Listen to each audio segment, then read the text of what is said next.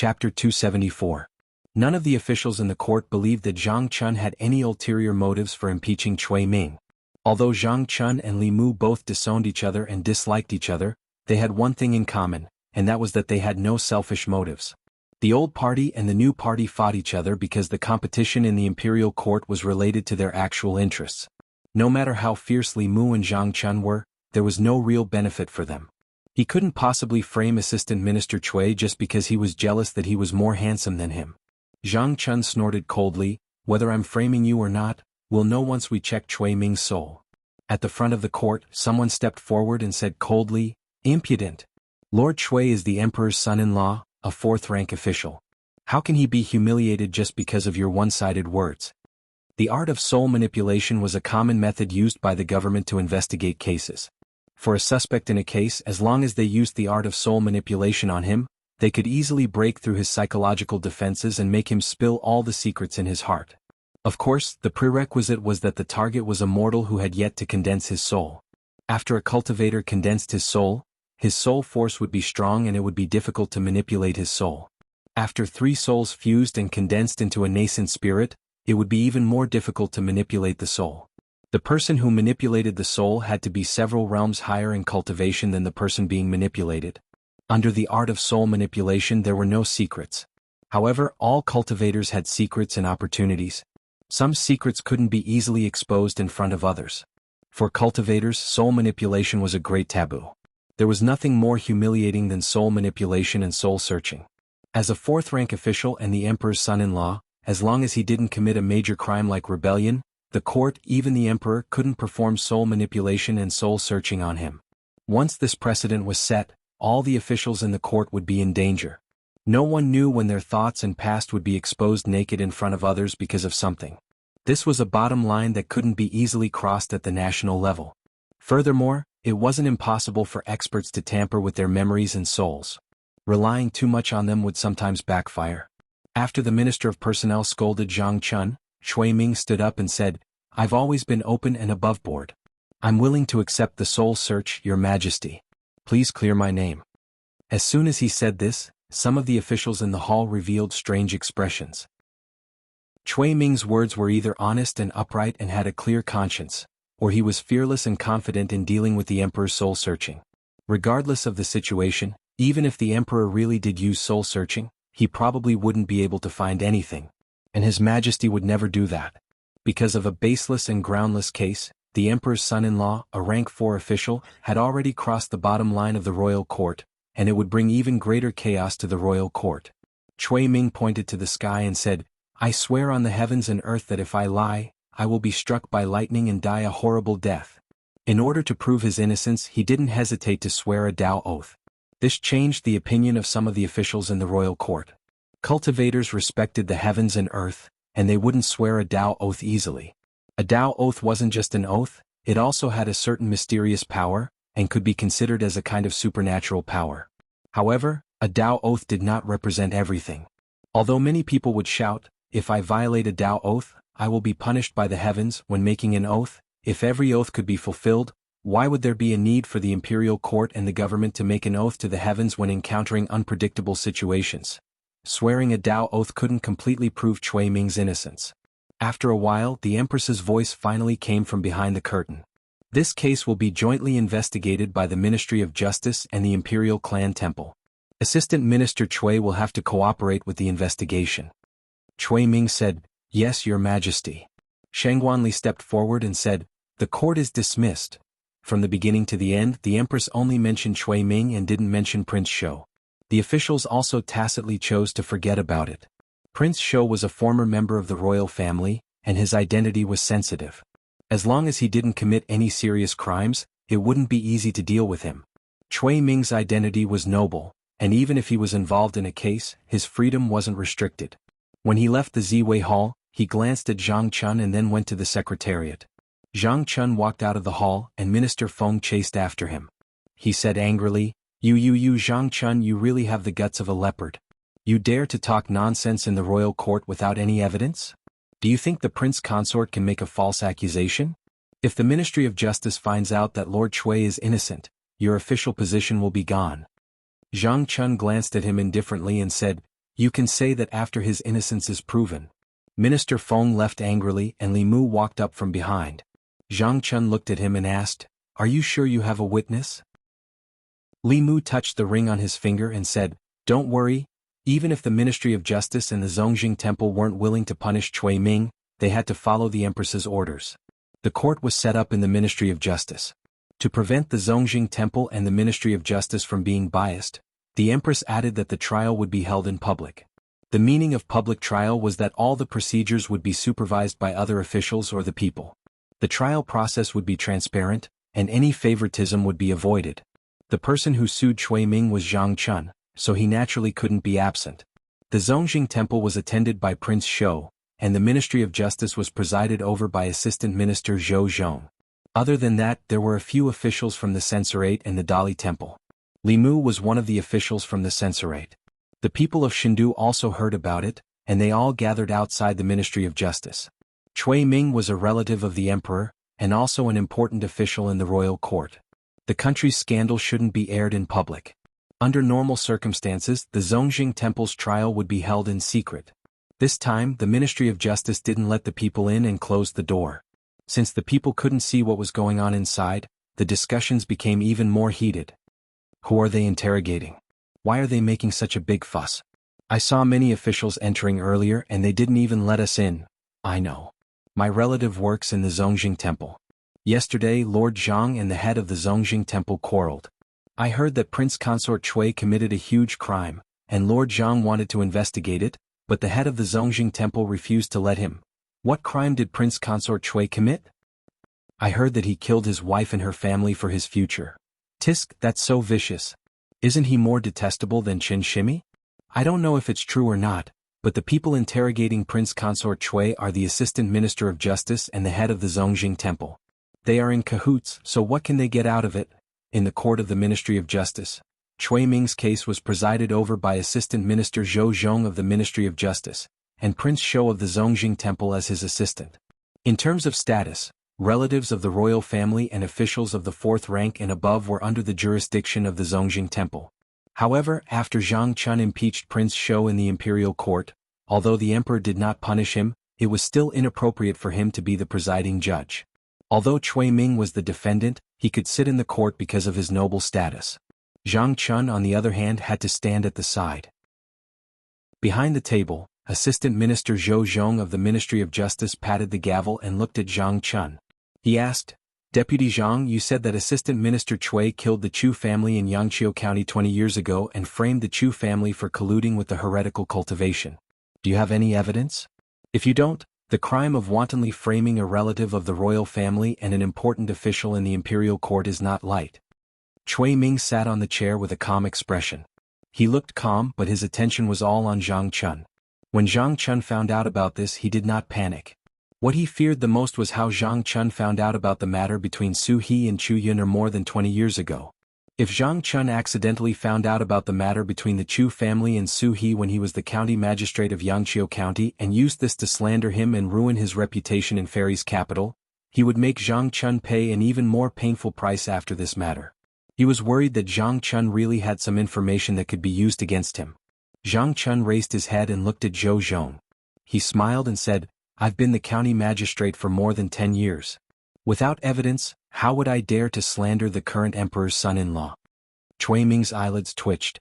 He looked at Zhang Chun. Zhou Zhong said, "Since Deputy Zhang has evidence, take it out." Zhang Chun took out a piece of spiritual jade. He held it in his hand and crushed it. A cloud of mist emerged from the spiritual jade and finally turned into the figure of a woman.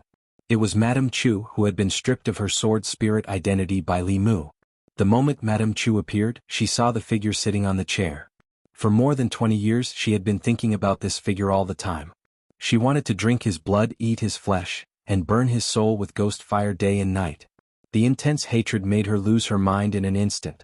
Black qi surged around her body, and her eyes turned blood red.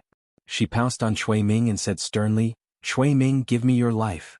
The moment Madame Chu appeared, Cui Ming could no longer maintain his composure. He stood up abruptly. The next moment, Madame Chu's ghostly figure pounced on him. Cui Ming was not shocked. Instead, he was delighted. He immediately struck out with his palm and attacked with all his might. He did not expect Chu Yun'er's spirit to be with Zhang Chun. He also did not expect her to attack him with all her might as soon as she appeared. This gave him a reason to fight back. She was only at the fourth realm. This palm strike was enough to destroy her soul. She was truly dead and could not bear witness. He used all of his cultivation in this palm strike. He did not hold back at all. How dare you? At this moment he heard a sudden roar. Zhang Chun stood in front of Madame Chu and took the full brunt of the palm strike. His body flew backward and blood spurted from his mouth. After he landed, he pointed at Cui Ming angrily and said loudly, "This is the spirit of the Chu family woman. You all saw it, right?" Cui Ming wanted to destroy the witness. He has a guilty conscience. Cui Ming's expression darkened. He had raised his hand again, but he put it down again. At this moment, Madame Chu had regained some of her consciousness. However, her aura was still extremely unstable. As she stood in the Ministry of Justice's courtroom, her resentment continued to rise. Zhou Zhong's eyes flashed. He stood up abruptly, and a powerful aura erupted from his body. He suppressed Madame Chu and said sternly, "How dare you, ghost? How dare you try to assassinate the prince consort?" Li Mu knew that things were not going well. Madame Chu's hatred for Cui Ming was too strong. Now that it had erupted, her anger affected her mind. She almost went mad, and this gave Zhou Zhong an excuse to suppress her. Under the pressure of Zhou Zhong's powerful aura, Madame Chu's spirit became even more unstable. She was on the verge of collapse. However, the resentment on her grew stronger, and her aura became more and more terrifying. Her hatred for Cui Ming and his ruthlessness toward the Ministry of Justice's officials all turned into resentment in her heart. At this moment, the resentment in the Ministry of Justice was so strong that people all over the fairy's capital could sense it. Boom. When the resentment reached its peak, countless citizens on the streets of the fairy's capital looked up at the sky. At this moment, the wind and clouds in the fairy's capital swept away. Chapter 275. A strange phenomenon appeared in the sky above Shindu. The clouds rolled back, revealing a giant funnel. The end of the funnel pointed at the Ministry of Justice. Dense spiritual energy gushed out of the funnel and landed on Madame Chu's body. Madame Chu's resentment disappeared, but her aura rose rapidly. From early stage 4th realm to mid-stage 4th realm, to peak stage 4th realm, it was like a hot knife through butter. Her body emitted a powerful 5th realm aura. Zhou Zhong's pressure on him completely disappeared at this moment. Prince Shou turned to look at Zhou Zhong, then looked away. Zhang Chun got up from the ground and looked at Zhou Zhong discreetly. He coughed heavily and spat out another mouthful of blood. After reaching 5th realm, Madame Chu calmed down. She stood quietly in the court and bowed to everyone in the court. "I've been wronged for 20 years. When I see this evil man again, I can't control my emotions. Please don't blame me. I'm fine now. You can continue with the trial." The people at the side looked at each other, speechless. Was there a need to continue with the trial? Humans could be bullied, but not the heavens. This woman's resentment was so strong that it could even trigger the heavens and earth to fill her body with dense spiritual energy, allowing her to reach 5th realm. If Cui Ming didn't do anything cruel to her, why would she hate Cui Ming so much? The severity of this matter was beyond the case itself. The capital of Great Zhou, under the emperor's feet, the heavens actually created a 5th realm evil spirit. How ironic was this? Behind the table, Zhou Zhong looked at Prince Shou and asked, "Your Highness, what should we do now?" Prince Shou hid his hands in his sleeves and shook his head. "You're the presiding judge. Don't ask me. I don't know these things." Zhou Zhong looked at Madame Chu and said, "What grievances do you have? You can tell us in detail." Madame Chu raised her head and said slowly, "More than 20 years ago, when Cui Ming was still in Yangqiu County." Madame Chu spoke slowly. In the court of the Ministry of Justice, the officials at the side like Li Mu were shocked. After experiencing the vision of heaven and earth, they no longer doubted the woman's words.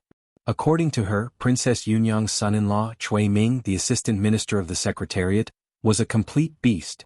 For the sake of his future, not only did he kill his fiancée, he even framed his fiancée's entire clan for colluding with the heretical Cultivation and killed her to silence her. Such actions were extremely beastly, and he was simply even more despicable than Qin Shimi. The heavens must be blind to allow him to advance smoothly and sit at such a high position.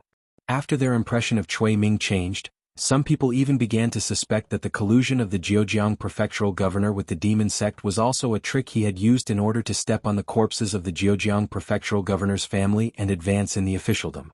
After Madame Chu finished speaking, the court of the Ministry of Justice fell into a long silence. Zhou Zhong finally looked at Cui Ming and asked, "Assistant Minister Cui, do you have anything else to say?" Cui Ming did not say a word. At this point, no matter what he said, it would be useless. Zhou Zhong said calmly, "First detain Cui Ming and wait for Her Majesty to deal with him." At this moment, Cui Ming was calm and allowed the bailiffs of the Ministry of Justice to put on the shackles that restricted his mana. After he was taken away, a figure descended from the sky. Mr. Mei walked in and said, "Her Majesty has decreed that Cui Ming is to be taken to the prison of the Imperial Clan Temple." Very few things that happened in the Luoyang could be hidden from the Empress of the Seventh Realm. The Empress had probably already predicted this when the vision appeared in the sky. Madame Chu knelt on the ground and kowtowed to Li Mu and Zhang Chun. She said, "Thank you, sir." "Thank you." Zhang Chun's face was pale. He patted his chest and said, "No need to thank me. This is what I should do." Then he looked at Li Mu and extended his hand. He said, "Do you have any more healing pills? Quickly give me some." That damn Cui Ming. That palm strike contained at least 30% of his power. "I almost died." Li Mu took out a bottle of pills and threw it to him. He said, "Don't be so stubborn next time. Even if you want to protect a witness, you don't have to take that palm strike." Zhang Chun took the pills and said, "The situation was urgent. I didn't have time to think so much. This time I need to rest for a while." Cui Ming was the emperor's son-in-law. Even if he broke the law, he would not be paraded through the streets in front of the people of the Luoyang. The people of the Ministry of Justice secretly sent him to the Imperial Clan Temple in the palace. The doors of the Ministry of Justice opened. The people scrambled to look inside, but they saw nothing. Li Mu walked out of the Ministry of Justice. Someone impatiently asked, "Constable Li, what's going on inside? Why did the sky change just now?" Li Mu smiled and said, "That villain has confessed and is in jail." The people were in an uproar. "What? That thing is true? I thought that this kind of thing only happened in dramas. This Cui Ming is even more evil than Qin Shimi. This kind of person should be cut into pieces." Li Mu saw the anger of the people and felt that it was a pity. If only Su He was in the Luoyang right now and could see this scene with her own eyes. She didn't come to the Luoyang to find Li Mu. She was probably still in the array. After this, he would immediately return to the northern region and tell her about Cui Ming's fate. Then he would go to Baiyan Mountain to reunite with Lu Hanyan. "Constable Li, good job. Thanks to you, this villain can be punished. You really are the justice of the Luoyang. Please accept our respect." Sensing the strong psyche power from the people, Li Mu was stunned. Usually he would redress the grievances for the people. Perhaps the people were used to it. However, he had been plotting behind the scenes this whole time. The person who contributed in front of the stage, spoke out in the Golden Palace, and was almost killed by Cui Ming in the court of the Ministry of Justice was someone else. Zhang Chun stood beside Li Mu. He clutched his chest and couldn't help but spit out another mouthful of blood. When he returned home gloomily, Madame Zhang saw his blood-stained official robe and ran up to him in shock. She asked in a panic, "What happened? Where did the blood come from? Didn't you go to the imperial court? How did this happen?" "It's just a small injury. It's not a big deal." Zhang Chun popped a pill into his mouth and said confidently, "That Cui Ming is indeed a beast." Just now in the court of the Ministry of Justice, seeing that the matter was exposed, he actually wanted to destroy the witness. "Fortunately, I stepped forward bravely and saved the witness." Madame Zhang took off his blood-stained robe and scolded, "You're the only one who knows how to show off. If something happened to you, what would Yi and I do?" Zhang Chun snorted and said, "I'm not showing off. This is what I should do as an official and a man. It's useless for a man to be handsome. He must be righteous. If Cui Ming wasn't handsome, he wouldn't have been able to deceive those women. Some women are just short-sighted. They only care about a man's appearance and don't understand the inner workings of a man." Madame Zhang's heart ached. Yes, you're right. Sit down first. Do you feel any discomfort? Where are you hurt? Does it hurt? Ministry of Justice. After Cui Ming was taken away, the Shao royal family and some officials from the old party came to inquire about the situation. The Minister of Personnel frowned and said, "How did this happen?"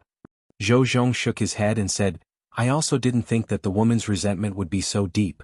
I originally wanted to force her into becoming a demon and kill her while I was at it, but I didn't think that it would stimulate her resentment and allow her to reach the fifth realm.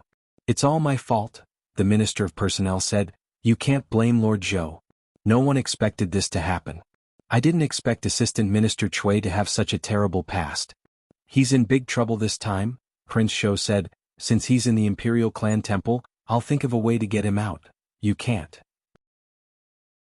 The Minister of Personnel said hurriedly, heaven and earth have shown signs of abnormalities. Your Highness, you can't interfere in this matter. I think Princess Yunyang will think of a way. We can only watch. Prince Shou put his hands back into his sleeves and said, then there's no other way. I've done everything I can. After leaving the Ministry of Justice, Li Mu did not go home, nor did he return to the divine capital Yamen. Instead, he brought Madame Chu and Mr. Mei to the palace. The situation in the court of the Ministry of Justice was very dangerous just now. Li Mu breathed a sigh of relief and said, it was too dangerous just now. If you were completely possessed in the court, the assistant minister of the Ministry of Justice could kill you directly. Madame Chu was silent for a moment before she said, young master told me that I must be rational in court. However, when Lord Zhang let me out, I suddenly lost control of my emotions. Now that I think about it, someone must have controlled me. Li Mu paused and asked, who? Madame Chu thought for a moment and said, it was that assistant minister. Li Mu was shocked. The assistant minister of the Ministry of Justice, Zhou Zhong? Madame Chu nodded. Li Mu murmured, why did he control you? Did he want you to lose your rationality and be killed by Cui Ming? Dead people tell no tales? Madame Chu shook her head and said, after that he used his aura to suppress me. With his strength, he could have easily destroyed my soul, but he didn't do so. With Madame Chu's cultivation at the fourth realm, to destroy her soul with aura alone would require extremely strong strength. Li Mu was shocked. Zhou Zhong is that strong? Madame Chu said, I can feel that he's very strong, very strong. Chapter 276. Zhou Zhong was the mainstay of the old party. Although his status was not as high as Cui Ming's, his status in the old party might not be comparable to Cui Ming's. Among the three provinces, the Secretariat was directly involved in the decision-making of national affairs.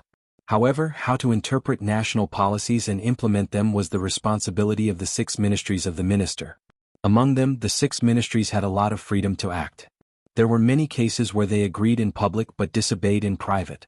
The Secretariat was only responsible for making plans. It was beyond their control whether or not the 6 ministries of the minister implemented the policies and how to implement them. Li Mu could not understand why Zhou Zhong would help Mrs. Chu. Even though he had been in Luoyang for a long time, there were many twists and turns in the imperial court. He still could not see through them.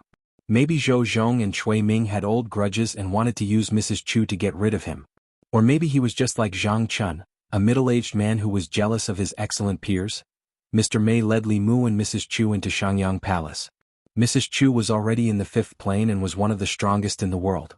However, when facing the back of the figure in the palace, she still lowered her head respectfully. Mr. Mei walked forward and said, Your Majesty, Li Mu and the woman from the Chu family are here.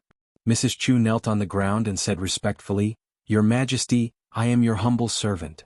The Empress turned around and said softly, Rise? Mrs. Chu was still kneeling on the ground and said, 20 years ago, Cui Ming killed me and 36 people of the Chu family.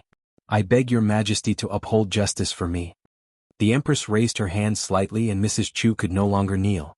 She looked at Mrs. Chu and said, Although the tragedy of the Chu family was caused by Cui Ming, the imperial court was also at fault. I will do things according to the law. Apart from that, you can ask for any compensation you want. Mrs. Chu shook her head and said, The Chu family did not collude with the heretical cultivation. They were framed by a villain. I want the imperial court to clear the Chu family's name and ask Cui Ming to pay the price for what he did. The Empress nodded and said, This is what the imperial court should do. She looked at Madame Chu and said, You've just broken through and your foundation isn't stable yet. Mei Wei, take some soul jade from the treasury and help her stabilize her cultivation. Mr. Mei nodded and said to Mrs. Chu, Please come with me. The current Madame Chu no longer needed Li Mu's protection. The internal guards would protect her. After they left, Li Mu did not plan to stay any longer. After the embarrassment of having his wet dream interrupted by the Empress last time, he still felt a little unnatural in front of the Empress. He was clearly wearing a few layers of clothes and his body was tightly wrapped, but he always felt like he was naked, without a trace of clothing. Li Mu bowed and cupped his fists. If there is nothing else, I will take my leave. The Empress asked, Why didn't you tell me earlier? Cui Ming's case was completely different from Zhang Chun making a fuss in the imperial court by the Empress. Li Mu paused and said honestly, Chui Ming's case is better handled by the Imperial Clan Temple than by your Majesty. If your Majesty directly intervenes, it will send some wrong signals to the Imperial Court and affect the balance between the new party and the old party. Moreover, your Majesty will directly face the pressure of the West Palace and the Shao royal family. The Empress said, "You're really considerate of me." Li Mu said seriously, "Taking a salary from you and sharing your burdens is what I should do." The Empress was silent for a moment and sighed softly. She said, "More than 30 people disappeared from this world because of one false statement. Isn't the Imperial Court giving the local government too much power?" Li Mu had considered this problem before. When dealing with Zhao Yong and Ren Yuan, as long as the Jianghu County magistrates submitted the application and the county government checked the file and found no suspicious points, they could sign the document of execution. In reality, the person in charge of the life and death of the people was the county magistrate. There was a saying among the people, "Break a family's county magistrate, destroy a family's county magistrate." A county magistrate could destroy the families of the ordinary people in his jurisdiction. A county magistrate could destroy a family and confiscate a family's property with just a word. This would greatly increase the efficiency of closing cases, but it could easily lead to a large number of unjust, false, and wrong cases. Human lives were greater than heaven. This system of Great Zhou was indeed too hasty. He looked at the Empress and said, "Human lives are at stake. Why don't we take back the authority of local officials?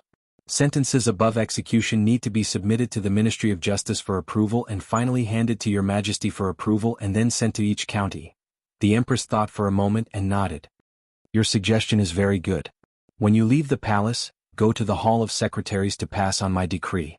In the future, the sentences of serious homicide cases in each county of Great Zhou will be approved by the county government and then handed to the Ministry of Justice."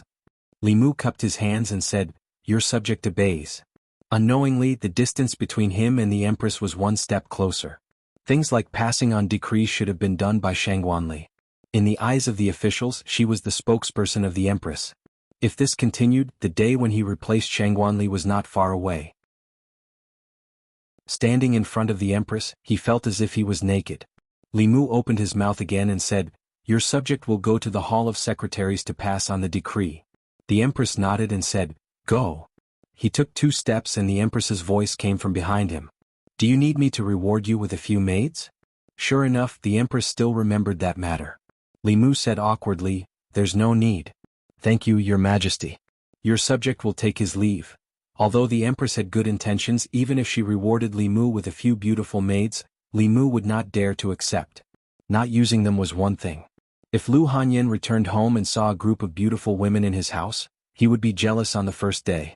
Up until now, Li Mu had always kept the promise he made to her before he left. After leaving Shangyang Palace, Li Mu went straight to the Hall of Secretaries. The Hall of Secretaries was a confidential place and outsiders were not allowed to enter. However, the constable at the entrance did not stop him. Some time ago he came to the Hall of Secretaries more frequently than he came home. He could almost be considered half a person of the Hall of Secretaries. Li Mu walked through the entrance of the Hall of Secretaries and asked the constable, "Is Lord Lu here?" The constable swallowed his saliva and said, "Yes, the lords are all here. I will go and call." In the Hall of Secretaries, anyone who mentioned Li Mu's name would tremble. The assistant minister of the Hall of Secretaries, the emperor's son-in-law, was a high official with a prominent status. However, he was sent to the prison of the Zongjing Temple in less than a month. The assistant minister was sent to the Zongjing Temple by him. This was not the most terrifying thing. The most terrifying thing was that he first placed the Zongjing Temple on the same level as the other officials from the imperial examinations. Then he used sufficient reasons to persuade the lords to expand the number of officials in the Zongjing Temple. Then he took the opportunity to send his own subordinates to the Zongjing Temple. Along the way, he fought steadily and surely, advancing step by step in order to pull the assistant minister of the Hall of Secretaries down from his high horse. Before this, he did not express any intention to target Assistant Minister Chui. Even when he met him, he would take the initiative to smile and greet him. What kind of scheming was this? If he wanted to scheme against someone, it was likely that the other party would not know why they died until they were at death's door. Soon, Lu Yi hurriedly ran out from a yamen and asked, "Lord Li, is there a problem?" Li Mu said, "His Majesty asked me to pass on a verbal order. In the future, when serious murder cases occur in the various counties, after being investigated by the county yamen, they will be sent to the Ministry of Justice for approval. In the end, His Majesty will give the final approval. You all should discuss and quickly write out a written rule for the Ministry of Justice to implement. Louis nodded and said, I understand. This official will discuss this with a few colleagues. Li Mu waved his hand and said, Then I will be leaving. See you later. Louis also raised his head and said, See you later, Lord Li. When he returned to the Yamen, he let out a long sigh of relief. When he thought about how Li Mu had discussed the imperial examinations with them for the past half a month, he felt a chill run down his spine. It seemed that he was planning for the Hall of Secretaries, but in reality, he was thinking about how to kill the assistant minister of the Hall of Secretaries. Li Mu had always given people the impression that he was very upright. He was not afraid of power and did not fear the heavens and earth. In the imperial court he spoke bluntly, and in the imperial court he was courageous. The 6 officials of the Hall of Secretaries, including Liu Yi, all believed that Li Mu was a straightforward person. He did things in a straightforward manner and did not know how to compromise. If he were to be compared to an animal, the most suitable animal would be a dog. He was the Empress's loyal dog, loyally protecting his master. Anyone who dared to provoke the Empress would have a piece of their flesh bitten off by him. Although a loyal dog was fierce, he was not to be feared. As long as one avoided him, there was no need to worry about being bitten. However, no one would have thought that Li Mu was not a dog but a fox. An extremely cunning fox. On the surface he looked harmless, showing a kind smile to you every day. However, at the critical moment he would reveal his sharp fangs and bite off your neck. A vicious dog was not frightening. What was frightening was a cunning fox. Chapter 277. When he walked out of the secretariat, Li Mu sighed softly. Half a month ago, Liu Yi was so warm to him, calling him Brother Li. Just now, in the secretariat, Liu Yi's attitude towards him had changed dramatically. Warmth became politeness, politeness with alienation, and within the alienation with vigilance. Obviously, after the incident with Cui Ming, the straight man image he had painstakingly built had collapsed. Before today, the courtiers at most thought that he was a bootlicker of the Empress. After today, they would guard against him as a cunning fox. Although a bootlicker would bite, a dog's brain was not as scheming. Foxes were different. In the eyes of most people, foxes were cunning, sinister, and treacherous. This was actually a stereotype of this race. There were foxes who were stupid. Xiao Bai almost had the words stupid, white, and sweet written on his face. Once everyone's impression of him changed, no matter what he did, they would probably guess whether he had a deeper motive. When he walked out of the secretariat and passed by the palace gate, a sedan chair came from outside the palace. Out of the way, out of the way. The few sedan bearers who were carrying the palanquin berated Li Mu from afar to move aside. Li Mu looked left and right. The palace gate could allow at least 4 palanquins to pass through at the same time. He wondered who was inside the palanquin. When he walked out of the palace gate, he happened to hear a few guards talking. It's Princess Yunyang's sedan chair. The prince consort is in prison. The princess can't sit still anymore. The prince consort's character is so bad. The princess should just kick him away and let him fend for himself. Hearing Princess Yunyang's name, Li Mu looked back. The sedan chair had disappeared at the end of his line of sight. Judging from the direction, it should be going to the West Palace. The West Palace was occupied by the previous emperor's concubines. Although the great Zhou emperor had changed his surname, after the empress ascended the throne, she did not purge the Shao royal family. She also did not make things difficult for the concubines left behind by the previous emperor. They were still allowed to live in the West Palace and were treated according to the etiquette of imperial concubines. When Mr. Mei mentioned Cui Ming and Princess Yunyang, his face was full of disdain. He looked down on the couple and thought that they were probably jackals of the same tribe. Regardless of whether it was Princess Yunyang, the Shao royal family, or the officials of the old party, they would certainly not watch Cui Ming fall from power. Princess Yunyang had entered the palace in such a hurry, she must have gone to the West Palace to plead for leniency. Li Mu left the palace and walked on the streets. The people on the streets were all talking about Cui Ming. Madame Chu had caused a huge commotion in the Hall of Punishments earlier, and those who saw the phenomenon couldn't help but ask about the reason behind it. You can't judge a book by its cover. Who would have thought that Prince Consort Cui, who looks like a dog, is actually a beast? I already knew that he wasn't a good person. Look at his face. His cheekbones are sunken and his eyebrows are high. One look and I can tell that he's a hypocritical and ruthless person. All the ladies in Fairy's capital are captivated by him. There must be something strange about him. The imperial court should just kill a beast like him. Don't let him harm the women of Fairy's capital anymore. He's always loitering on the streets. It's so annoying. None of these good-looking people are good. That's not all of them. Constable Li is also good-looking. Chui Ming isn't even fit to carry his shoes. Constable Li has sword-like eyebrows, starry eyes and a round nose. One look and you can tell that he's an upright person. It's just that he's fated to be in love. What's so strange about that? If I were a woman, I'd want to marry him too. On the streets of Fairy's capital, butchers, waiters and peddlers gathered in twos and threes. They all expressed their disdain for a beast like Chui Ming. They wanted nothing more than to tear him into pieces and send his soul to the 18th level of hell. In a rouge shop by the street, a few women who were choosing rouge were also discussing this matter. You can't judge a book by its cover. I didn't expect Prince Consort Chui to be this kind of person.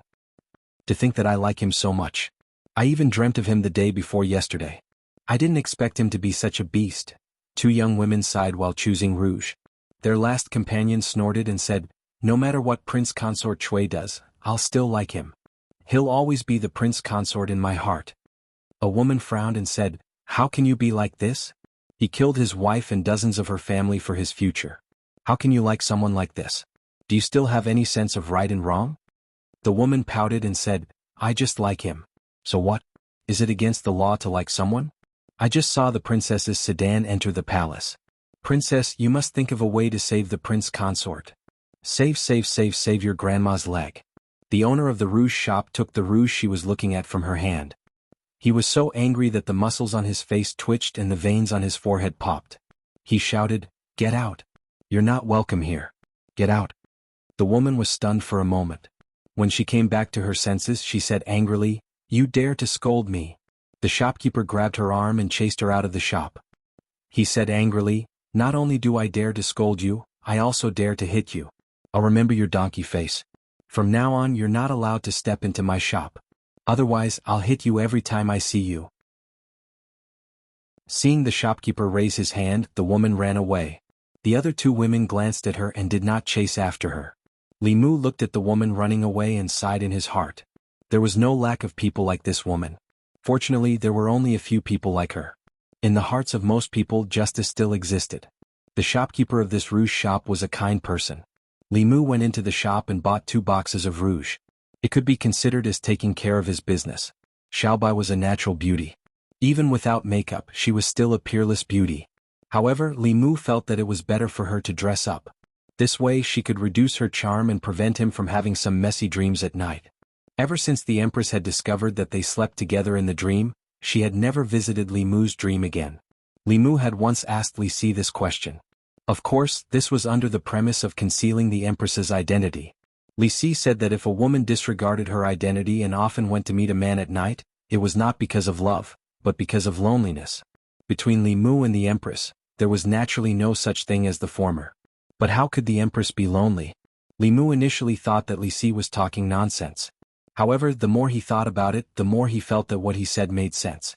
As the ruler of a country, the Empress was above millions of people. Because of her identity, status, and strength, the ruler of a country was often alone. They had no relatives or friends. The world only respected and feared them. In the long run, it was easy for their mentality to be suppressed to the point of perversion. Li Mu felt that the Empress was already a little inclined in this direction. In front of others, she was the noble Empress. She had to put on airs when she spoke. However, in Li Mu's dream, she was not polite at all to him. As someone who aspired to be the Empress's intimate little jacket, it was not enough to just help her solve her problems in the imperial court. He had to help her open her heart. There must be other ways besides letting her vent her feelings on him. Li Mu walked on the street thinking about the Empress. He inadvertently glanced and saw a figure in front of him. It was a middle-aged man. He was not burly, but he was very tall and upright. His appearance was not as good as Chui Ming, but at least he was comparable to Tu Zhangchun's. Li Mu had investigated the Assistant Minister of Justice, Zhou Zhong, through Wang Wu. He did not have a wife or children. He lived in a house with 5 courtyards in the North Court.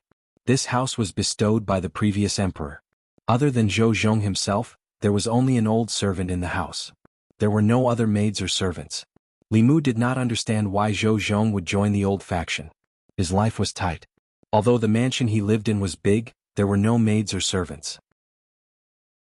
Li Mu was sure that if Zhang Chun had that mansion he would have to hire at least 8 maids, and all of them would have to be beautiful. The dragon slayer turned into an evil dragon because he coveted treasures and the princess. Zhou Zhong was not greedy for money, nor was he lustful. He did not use his power to oppress the common people. What was he after? Zhou Zhong suddenly turned around and asked, "Lord Li, you have followed me for so long. Could it be that you want to show off to me that you have captured Assistant Minister Cui?" Li Mu sneered. "Lord Zhou, don't you know why Cui Ming was captured? Since Zhou Zhong's strength could control Madame Chu and affect her mind, he could also make Madame Chu go crazy in the court of the Ministry of Justice and use Cui Ming to get rid of her. However, he did not do so. Instead, he forced Madame Chu to break through. If Zhou Zhong did not have a grudge against Cui Ming, then there was a mole in the old faction." Zhou Zhong glanced at him and said, "The affairs of the court are not as you imagine. It is too early to talk about victory or defeat." Li Mu asked, "What do you mean?" Zhou Zhong said, "You will know by tomorrow at the latest." After saying this, he turned to leave.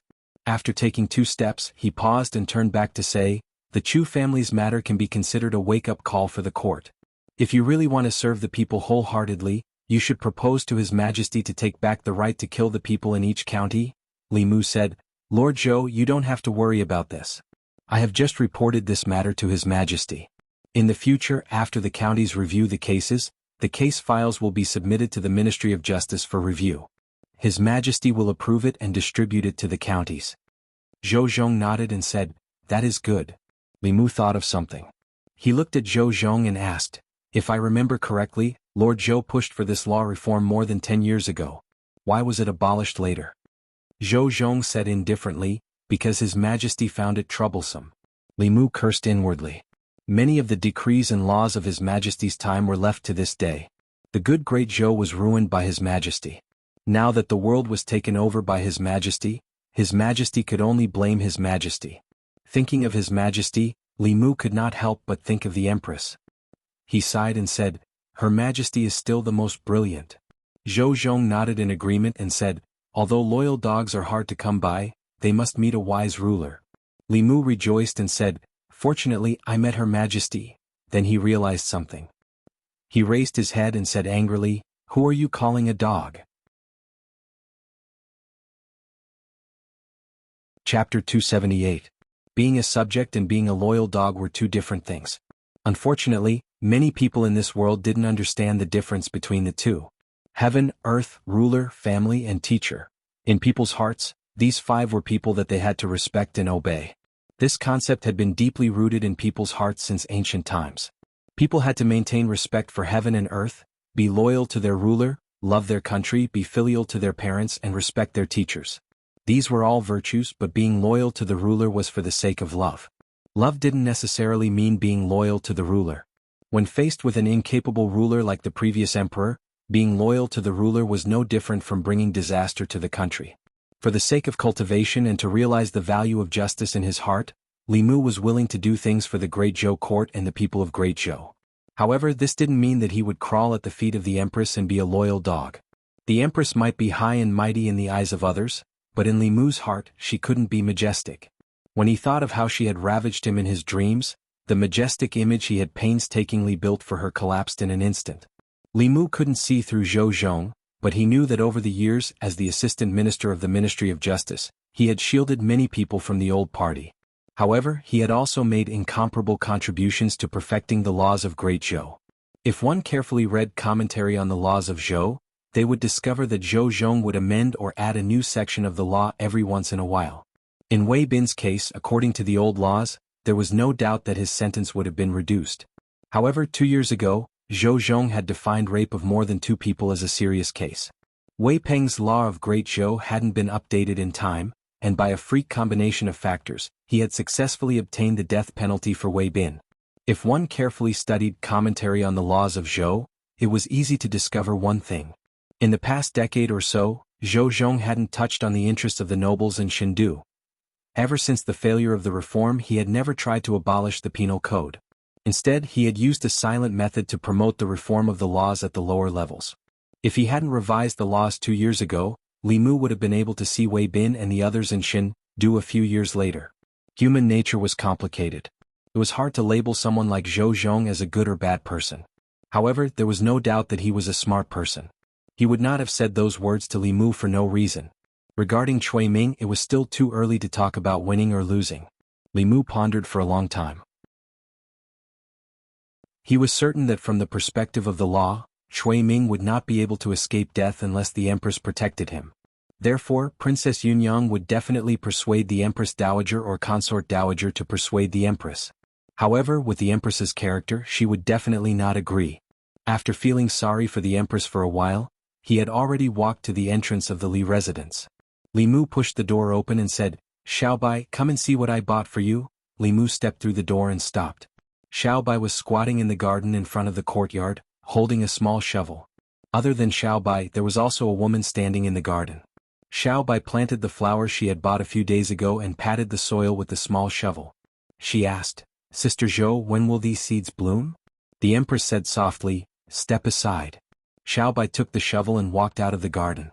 When she saw Li Mu, she said happily, "Young master, you're back."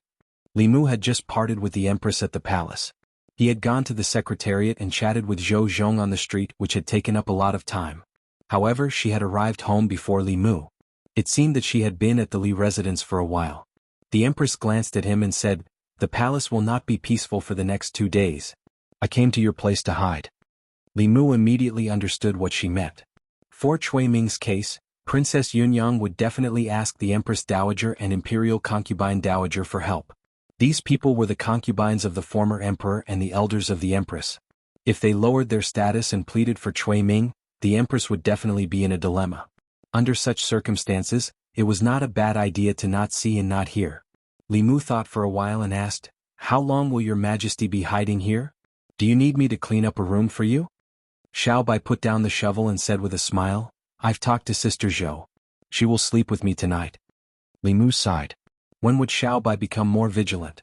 During the time when Li Mu returned from the palace, she had already treated the Empress as a sister. Human thoughts were complicated. For demons like her, who had grown up in the mountains and had never interacted with humans before, many of them were very naive. They were so naive that they gave people the impression that they lacked a brain. She and Bai Tingxin were both this type. Of course, the Empress was trustworthy. Li Mu was happy to see Xiaobai build a good relationship with her. Xiaobai still did not know that the Sister Zhou she spoke of was the richest woman in the Great Zhou. If she got closer to her, she might have a chance to grow 5 tails and 6 tails. What surprised Li Mu was that Xiaobai was naive and ignorant.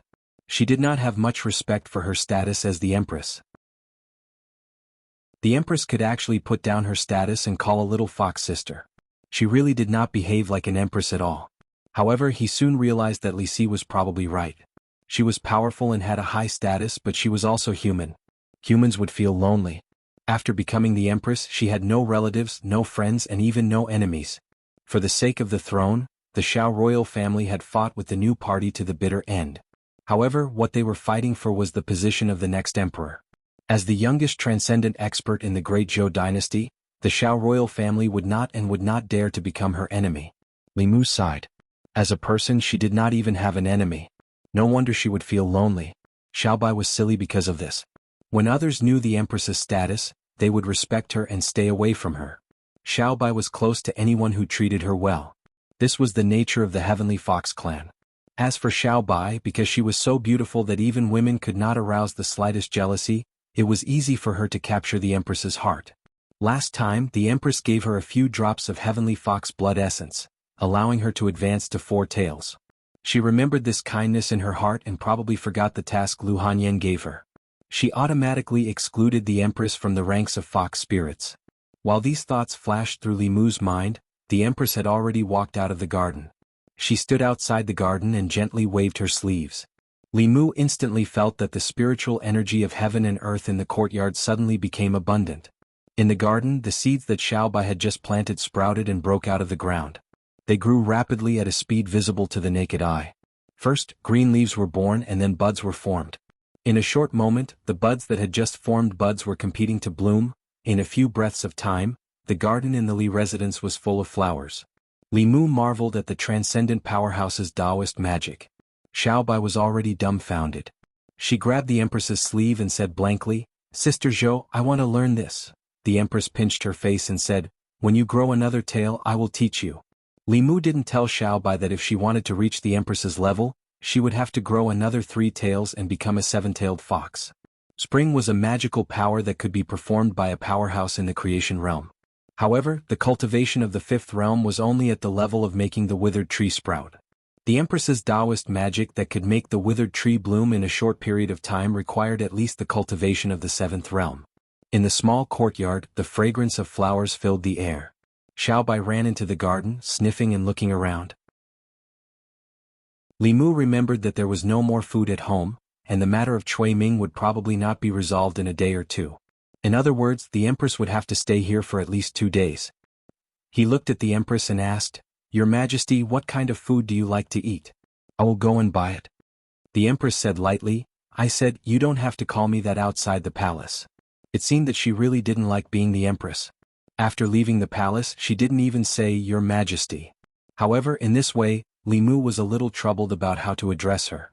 If he called her Miss Zhou, it would seem distant, but if he called her Miss Xiao, it would be a little strange. Like Xiao Bai, it didn't seem appropriate to call her sister Zhou either. Xiao Zhou, Xiao Xiao, or directly calling her by her full name would be even more inappropriate. Li Mu thought for a moment and asked, "What do you like to eat?" Since he didn't know how to address her, he might as well not address her and save himself the trouble. The Empress thought for a moment and said, "Fish, tofu?" There were 3 people, so 4 dishes and 1 soup should be enough. Xiaobai liked to eat chicken and the Empress liked to eat fish. Li Mu made steamed sea bass, Xiaobai's favorite stewed chicken with mushrooms, braised tofu and casually stir-fried some vegetables. The last dish was the soup that Xiaobai spent 2 hours to meticulously brew. Without Mr. Mei and Shangguan Li and with Xiaobai's liveliness, this meal was much more lively than the last time. Gradually, Li Mu also realized something. He could completely treat Zhou Yi of the Li residence and the Empress in the palace separately. The woman sitting opposite him now was not the monarch of a country. She was just an elder sister who had the same name as the Empress and whom Xiaobai had just met. At the dinner table in the Li residence, the atmosphere was harmonious. In a hall in the West Palace, Princess Yunyang knelt on the ground and begged, "Mother, please save the prince consort."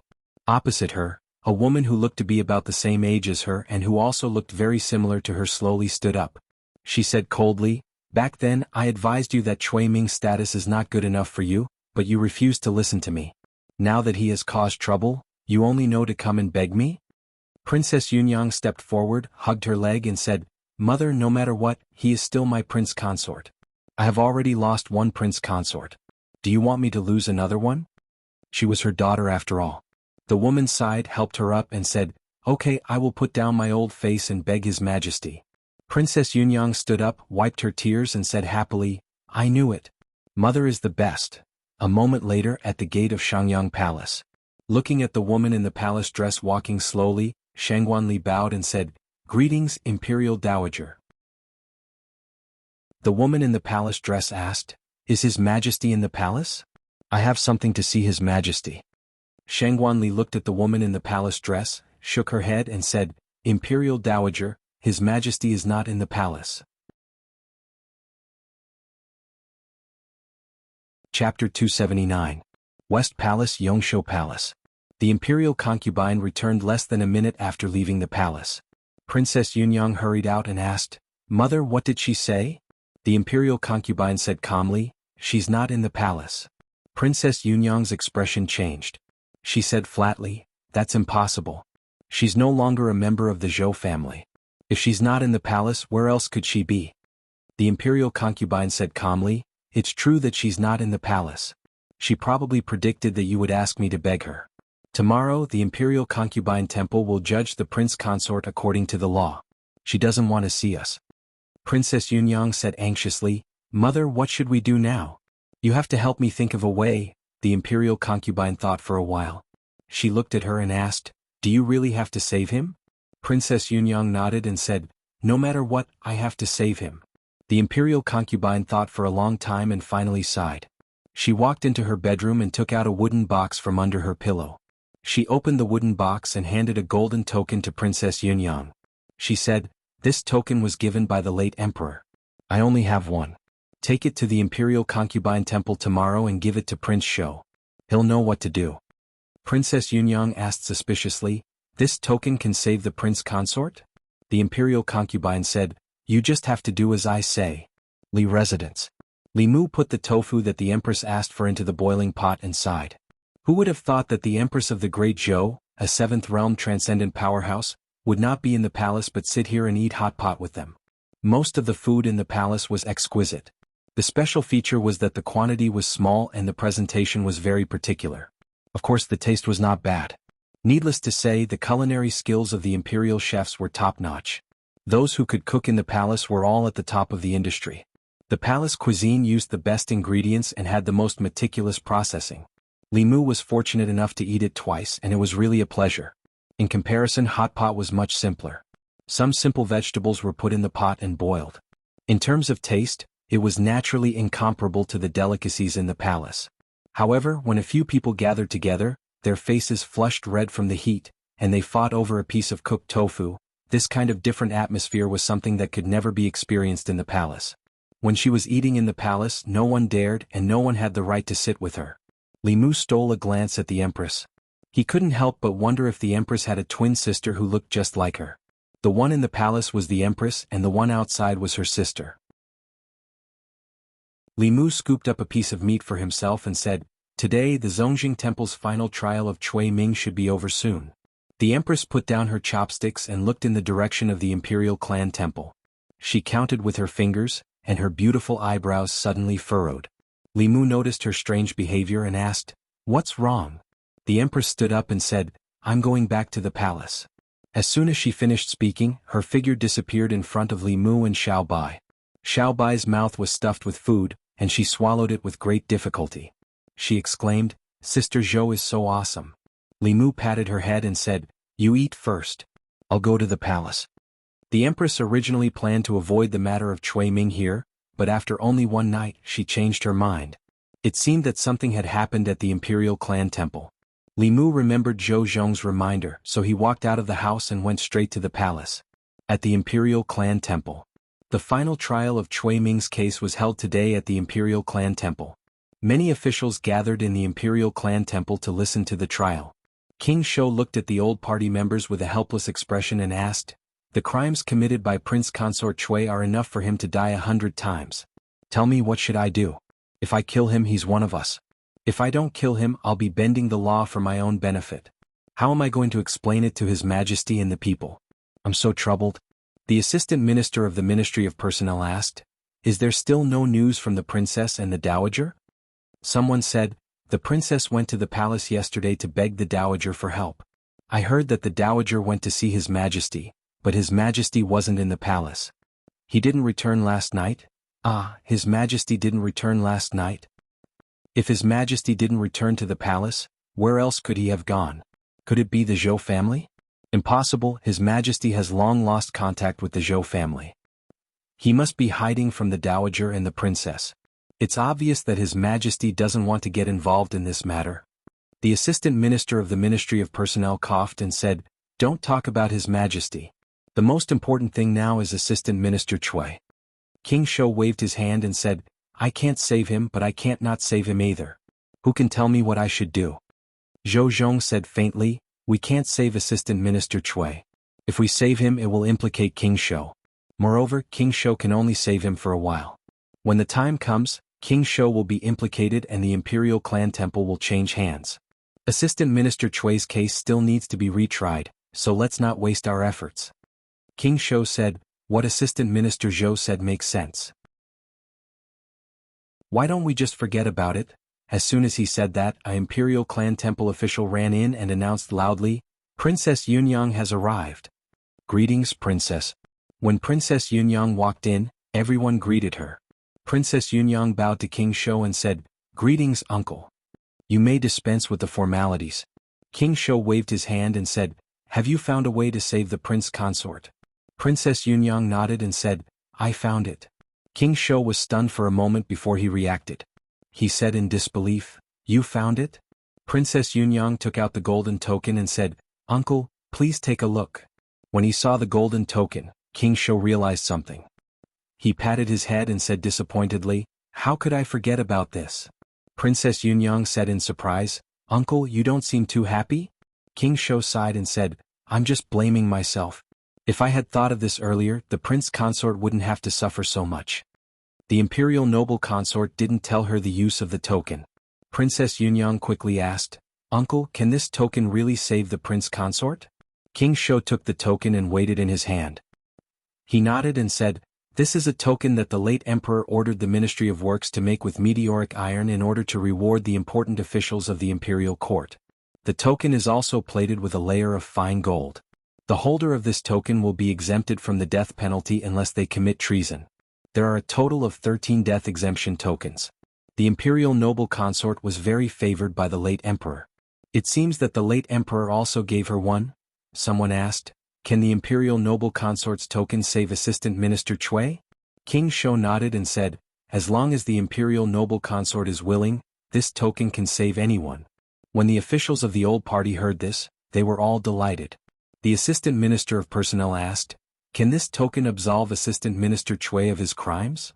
King Shou said, "It can, but it can't. Those who use the death exemption token will be stripped of their post and salary.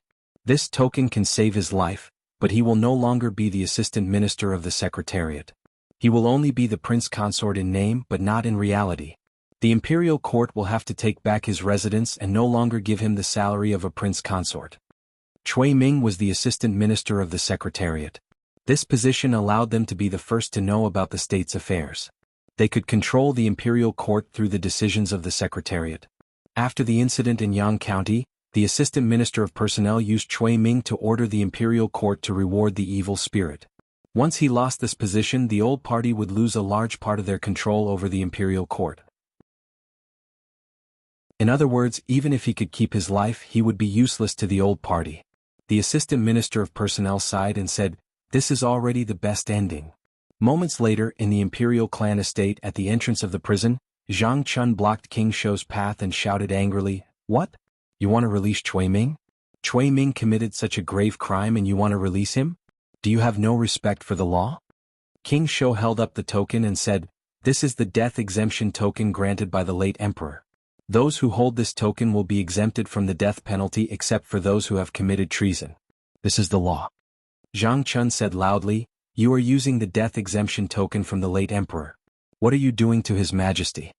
King Shou snorted and said, "A ruler doesn't joke. The death exemption token represents the dignity of the imperial family and the Great Zhou. As long as the Great Zhou still exists, this token will be effective. Those who see this token will be the same as seeing the late emperor. Those who resist this token will be the same as resisting the imperial edict. Those who resist the edict will be executed and the three races will be exterminated." Zhang Chun stepped aside and extended his hand. "Please."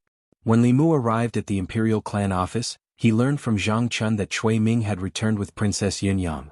At the critical moment when the trial was about to begin, Princess Yunyang sent the death exemption token and exempted him from the death penalty. Although Cui Ming lost his position, the prince consort's residence, and his salary, he kept his life. At this moment, Li Mu finally understood the meaning of Zhou Zhong's words. It was impossible to say that everyone was equal before the law. The death exemption token granted by the late emperor was a privilege for these people. With the death exemption token, as long as they didn't rebel, they could be exempted from the death penalty even if they committed murder or arson. With the death exemption token, they could become an outlaw. This wasn't a special case in the Great Zhou. Li Mu knew that in the world he came from, this kind of thing happened a lot in history. However, the death exemption token in that world was called the Red Ink Iron Certificate. The holder of the Red Ink Iron Certificate could be exempted from the death penalty 9 times, and his descendants could be exempted from the death penalty 3 times. This was something that really happened in history. This of course destroyed the fairness of society and the fairness of the law. However, the law of this world was meant to serve a small number of people. In essence, the country was still governed by people and not by the law. Zhou Zhong proposed that the powerful were punished the same as the common people. Not only did he lose his position, but he also almost lost his life because the law protected the powerful, not the common people. Zhang Chun gritted his teeth and said, "There are 37 lives in the Chu family.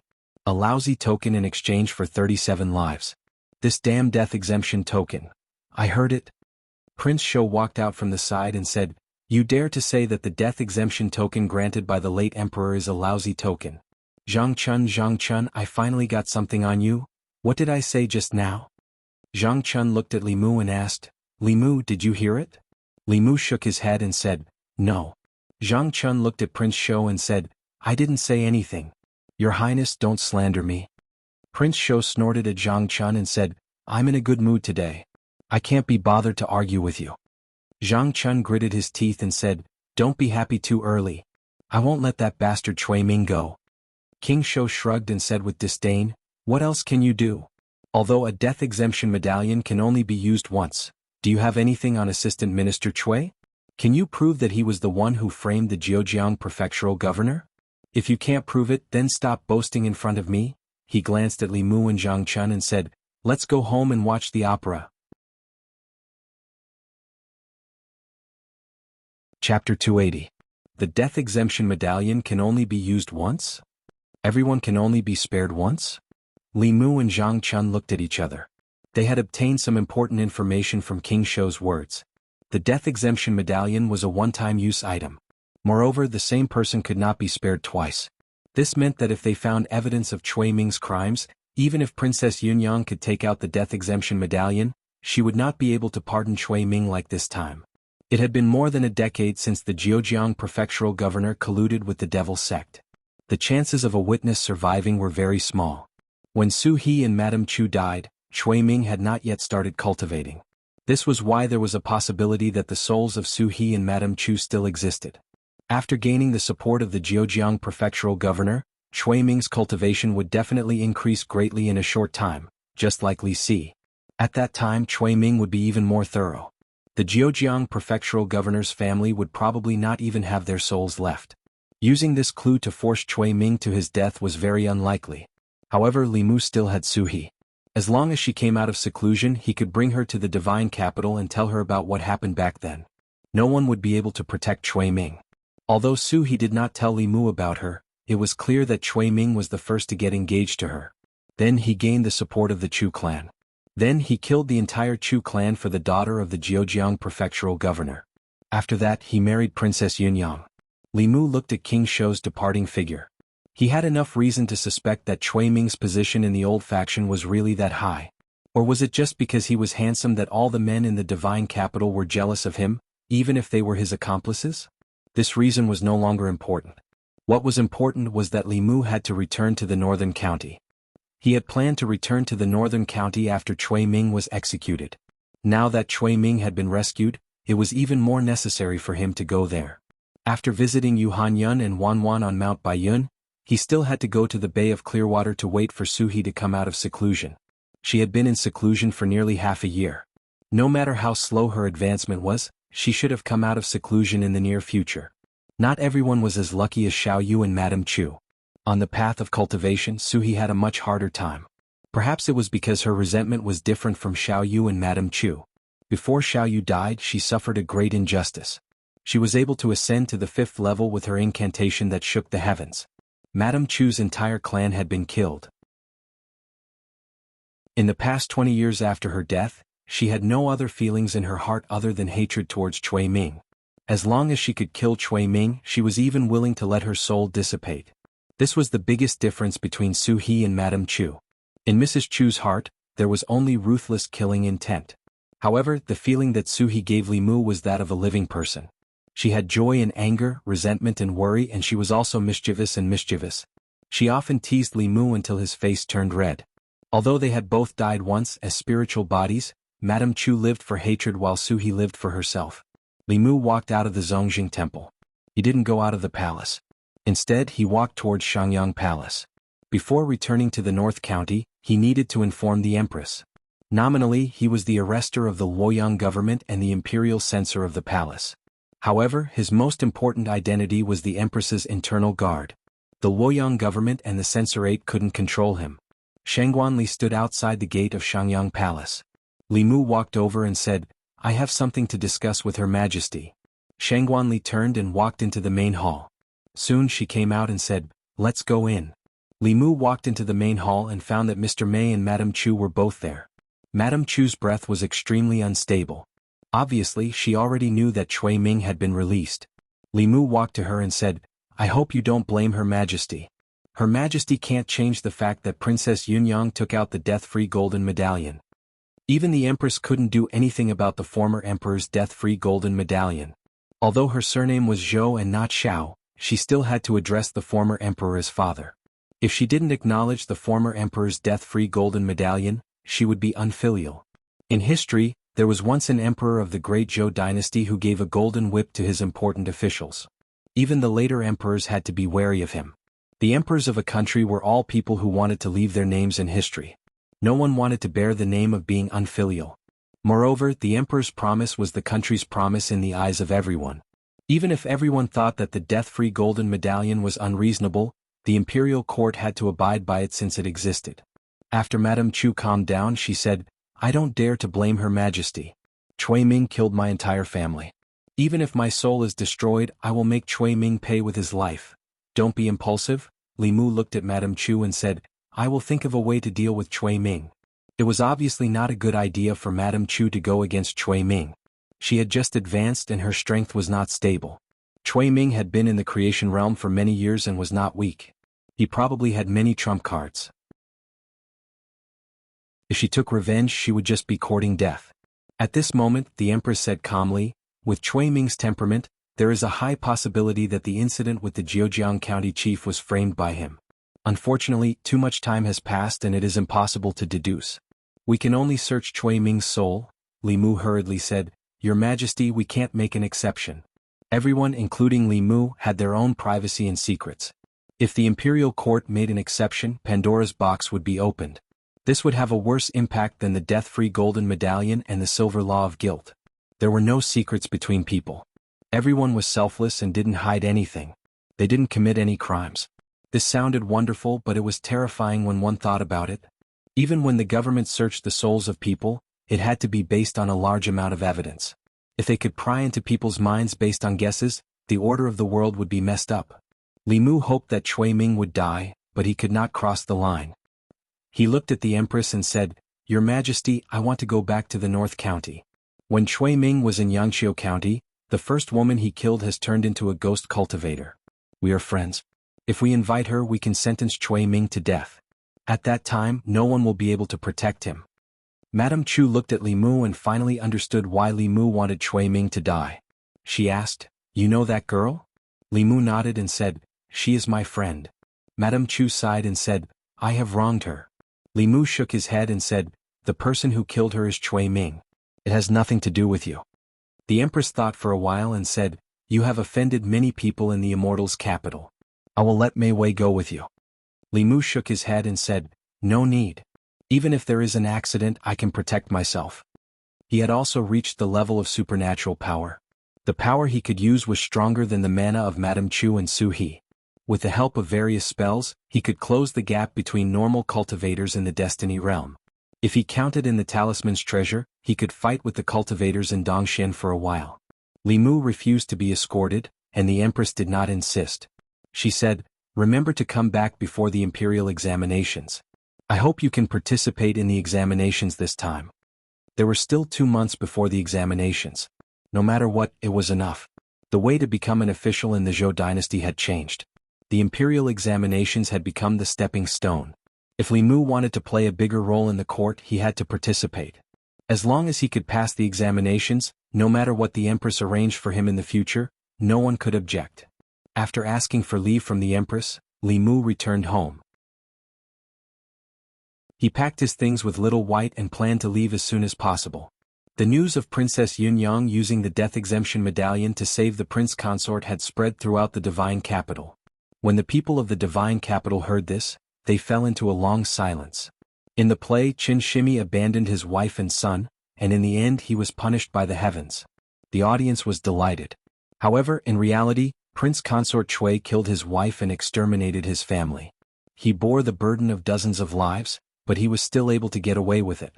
As the prince consort, he enjoyed endless glory and wealth. A play was ultimately just a play. The Ministry of Justice. The director of the Ministry of Justice sat in the guardroom and sighed. "I didn't expect Princess Yunyang to have such a move. The death exemption medallion bestowed by the late emperor is probably something that even His Majesty can't object to. Whoever has the medallion has an extra life and can do whatever they want in the Zhou dynasty." As the director of the Ministry of Justice, although he would sometimes cover for people from the old faction, it was within the scope of the law. Assistant Minister Zhou once said that if the law was not fair to everyone, then the law would be meaningless. According to Assistant Minister Zhou, the death exemption medallion should not exist in the first place. The Assistant Minister's office. Zhou Zhong sat behind the desk and flipped open a book on the table. The book was blank. There was only a page in the middle that was densely filled with words. Upon closer inspection, one would realize that it was a list of names. There were 13 neatly written names on the paper. 3 of the names had been crossed out. Zhou Zhong picked up a pen and gently crossed out the words Imperial Noble Consort. Chapter 281. Li Mu packed up his things and waited for Xiao Bai in the courtyard. When he thought of Cui Ming's ending, he still felt some regret. In fact, he originally wanted to deal with Cui Ming himself without Su He doing anything. At that time, Su He would not have to come to Chengdu and would not have to see Cui Ming. The incident from 20 years ago would also not cause her any harm. He did not expect that the great Zhou actually had something like a death exemption medallion. In order to punish Cui Ming, he had planned for half a month. He had written a script to create public opinion, and he had also coaxed and pestered the 6 officials of the Imperial Secretariat. After much difficulty, he finally sent Zhang Chun to the Imperial Clan Temple and successfully took down Cui Ming. In the end, he lost to a broken medallion. There were too many misdeeds left behind by the previous emperor. After one was dealt with, another one would appear. It was impossible to guard against it.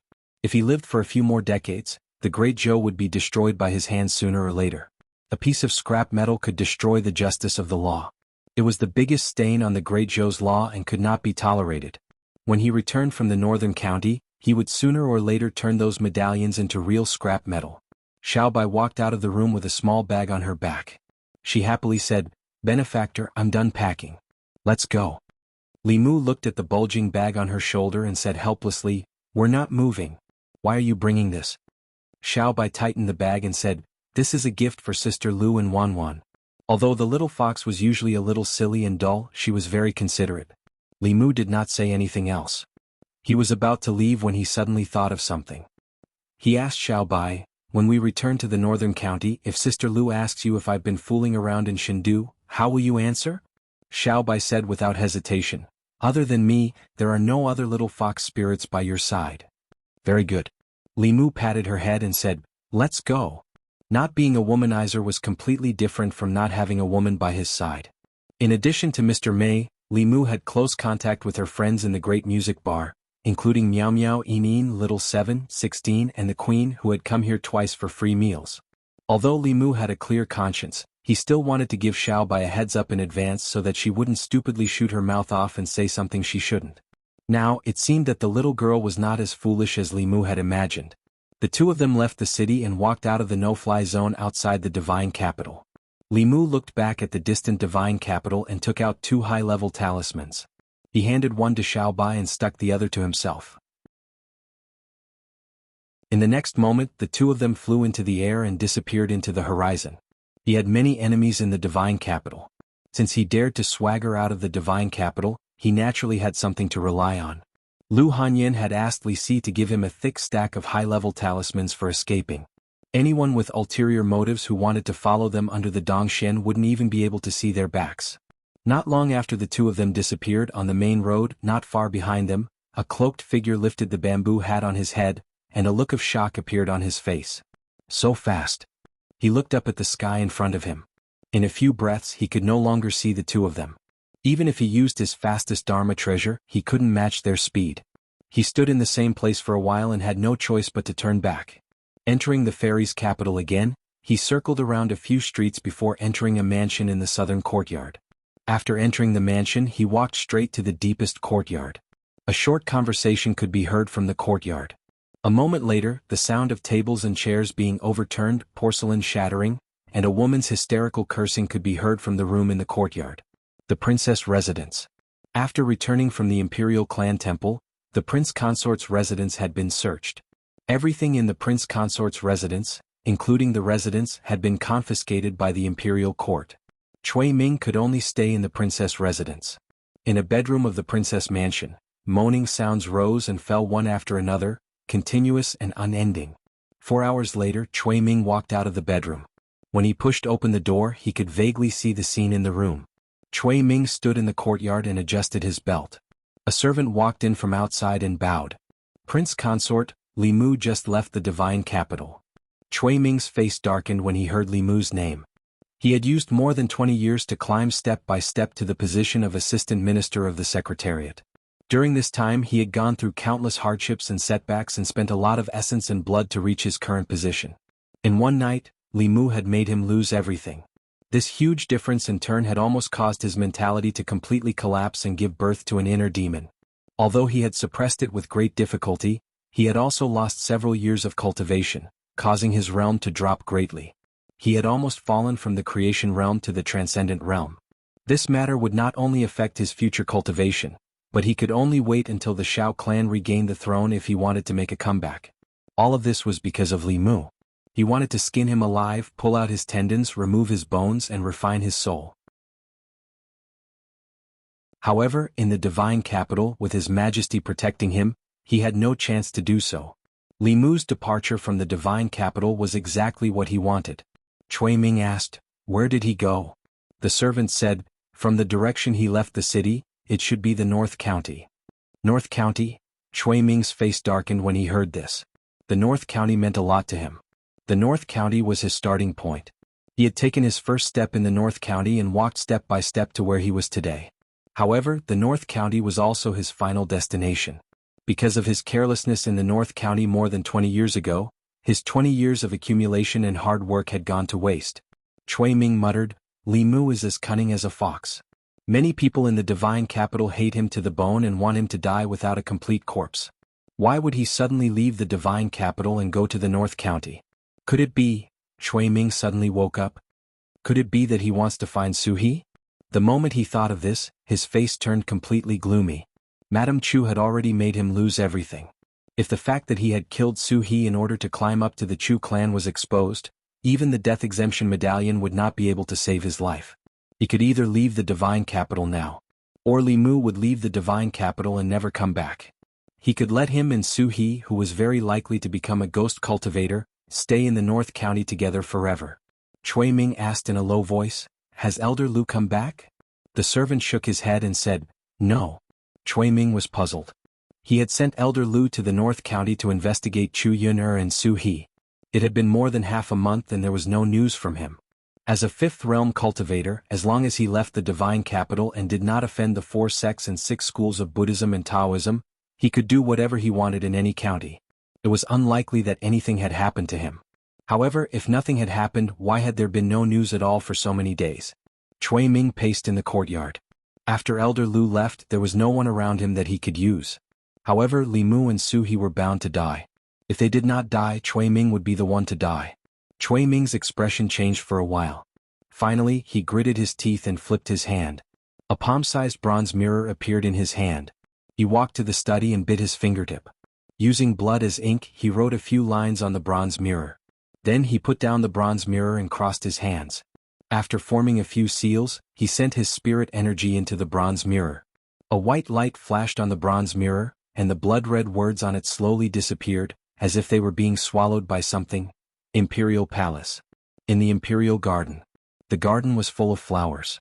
The Empress walked slowly among the flowers. Mr. Mei walked in from outside and said, "Your Majesty, Li Mu has left the divine capital." In the short time that he left, there were many movements in the southern and northern courtyards. Do we really not need to send people to protect him? The Empress smiled and said, "He's not as weak as you think. Even Thousand Illusion Shanren died in his hands. What can those people do to him? You've seen him bully others, but when have you seen others bully him?" Mr. Mei thought about it carefully and realized that it was true. Although Li Mu had offended many people, those who dared to bully him did not end up well. Being beaten with a cane was a light punishment. Those who were more serious would not be able to keep their heads. Those who were more serious would be chopped into ashes on the street. The prince consort of Princess Lianyang lost his official position and had his property confiscated. Many people in the court called him Her Majesty's little fox after betraying him. Mr. Mei recalled the process of meeting Li Mu. He spoke softly, was good-looking, liked to laugh, did things in a straightforward manner, was righteous, and did not want to compromise. Who would have thought that he was also full of tricks when he was up to no good? Thinking of this, she inadvertently glanced at the Empress. she saw a faint smile on the Empress's face. At that moment, the beauty of the Empress even overshadowed the flowers in the garden. Mr. May was dazed for a moment. Ever since she married the Crown Prince, she rarely saw such a smile on the Empress's face.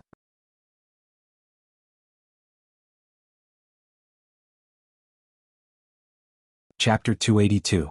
Chengdu. 20 years ago, the prince consort Cui Ming killed his wife and exiled her family. After Princess Yunyang took out the death exemption medallion bestowed by the late emperor, Cui Ming was released from the ancestral temple. The people's discussion gradually died down. The play Qin Shimi, which was very popular in Chengdu, was also banned under the instructions of the old party. This play involved the prince consort, the princess, and even the old consort. It was suspected of insinuating and smearing the reputation of the royal family. All the major theaters were not allowed to perform this play anymore. Those who violated the rules would be punished according to the law. Ever since a few theaters were banned and closed down, Qin Shimi, which was popular for a while, was no longer sung in Chengdu. Although the people did not dare to say it out loud, they could not help but laugh in their hearts. What insinuating and smearing! It was all nonsense. Reality was worse than the play. In the play, Qin Shimi abandoned his wife and children and ended up dying a horrible death. Prince Consort Cui, who was a traitor, did all kinds of evil things. He was 1,000 times more hateful than Qin Shimi. In the end, he still got away with it and continued to be a relative of the royal family. Cui Ming's case came to an end.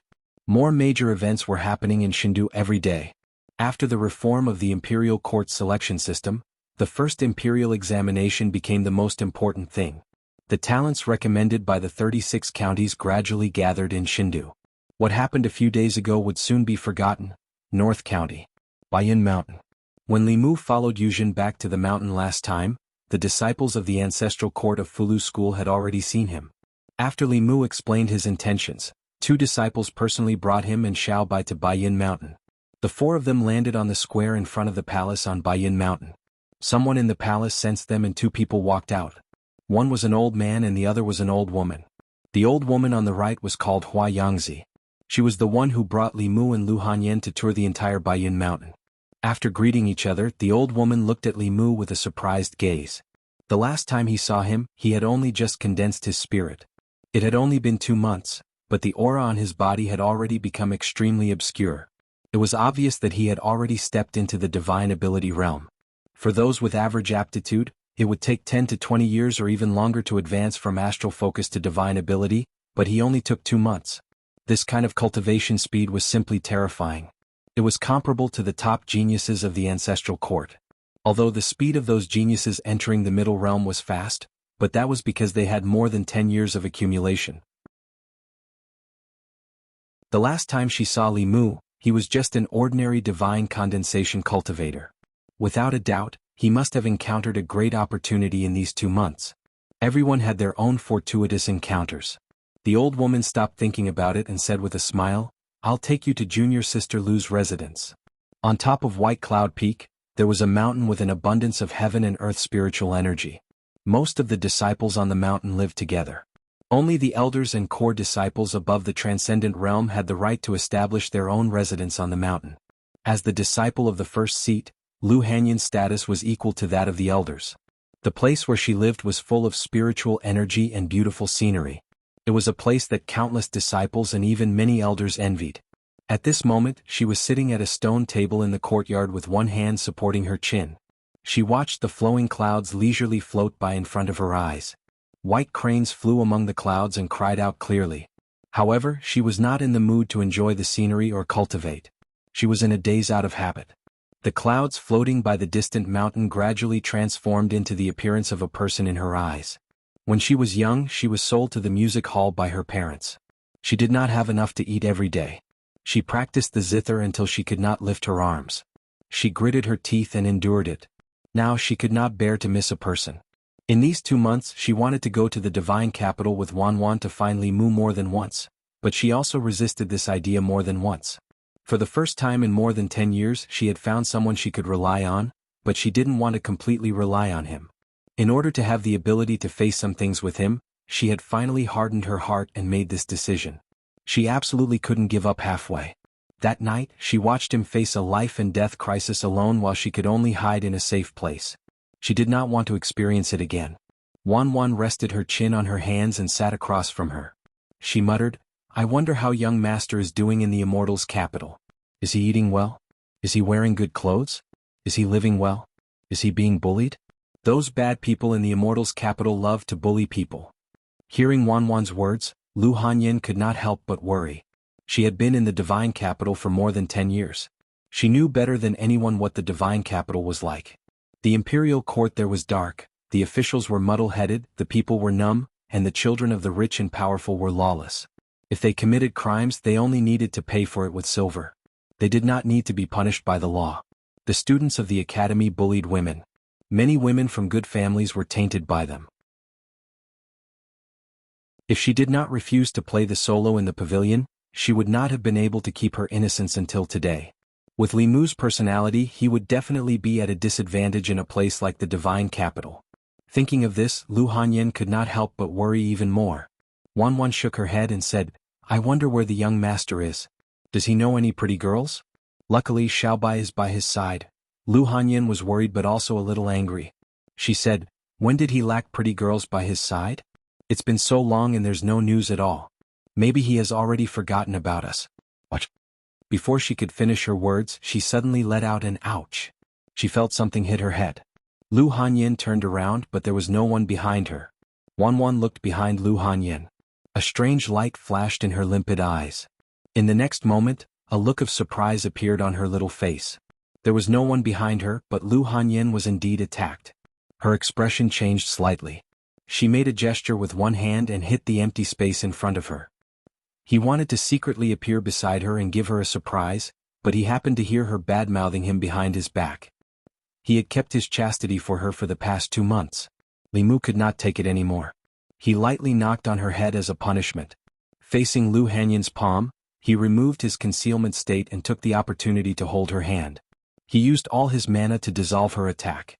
Li Mu interlocked his fingers with hers and said, You're so ruthless. Are you trying to kill your husband? Young master. Wan had already jumped up from the stool and ran happily to Li Mu's side. Lu Hanyin allowed Li Mu to hold her hand. Her clear eyes flashed with a blazing surprise. Then she snorted and said, It's been so long. You didn't even write a letter. Do you have other little foxes in Luoyang? Li Mu looked behind him and said, Xiaobai, testify for me. Xiaobai also removed her concealment state. She ran over and held Lu Hanyin's arm. She said, I can testify that you didn't fool around in Luoyang. Other than me, there are no other little foxes. Lu Hanyin pinched her face and said, You listened to him more than Wan. Did he teach you before he came? Xiaobai shook her head and said, I swear in the name of the divine fox. Young master really didn't fool around outside. The divine fox was Xiaobai's religion. Lu Hanyin obviously believed in Xiaobai's promise. She raised her eyebrows slightly and held Li Mu's hand tightly. She said, Come in. I have something to say to you. Li Mu said, I also have something to say to you. They walked into the room. The moment the door closed, the two bodies hugged tightly. Li Mu's longing that he had endured for 2 months suddenly exploded at this moment. This longing came not only from his heart, but also from his body.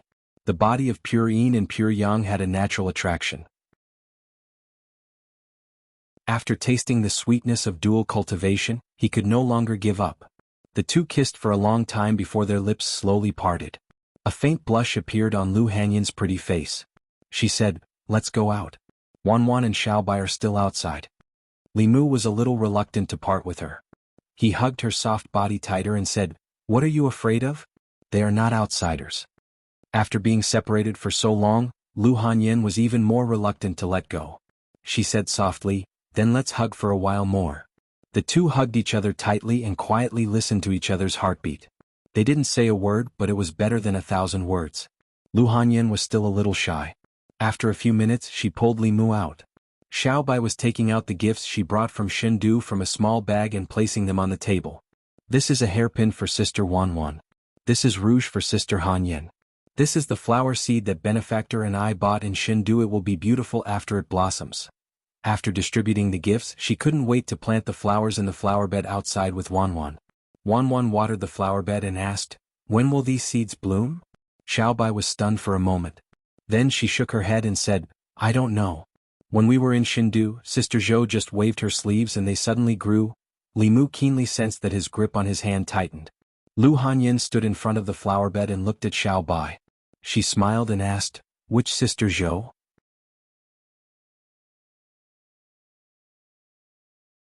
Chapter 283. Xiao Bai paused for a moment before saying, That's right, that's right." Li Mu took the initiative to say, "It's Her Majesty the Empress." This time, it was Lu Hanyin's turn to be stunned. She couldn't believe her ears and even forgot to be jealous. She asked, "What did you say?" Li Mu explained, "You also know that when I was in North County, I did some things that were beneficial to Her Majesty. After coming to Chengdu, Her Majesty valued me very much.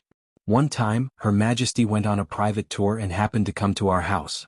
Xiao Bai met her at that time." At this moment, what he said to Lu Hanyin was the truth. However, he tactfully chose to hide the fact that he was ravaged by the Empress in his dream and was caught by her in his wet dream. Without waiting for her to ask in detail, Li Mu asked in return, "Don't tell me you suspect that I have some kind of ambiguous relationship with Her Majesty?" Lu Hanyin pinched his waist and said angrily, "Don't offend Her Majesty." Li Mu said, "It's okay. This is North County.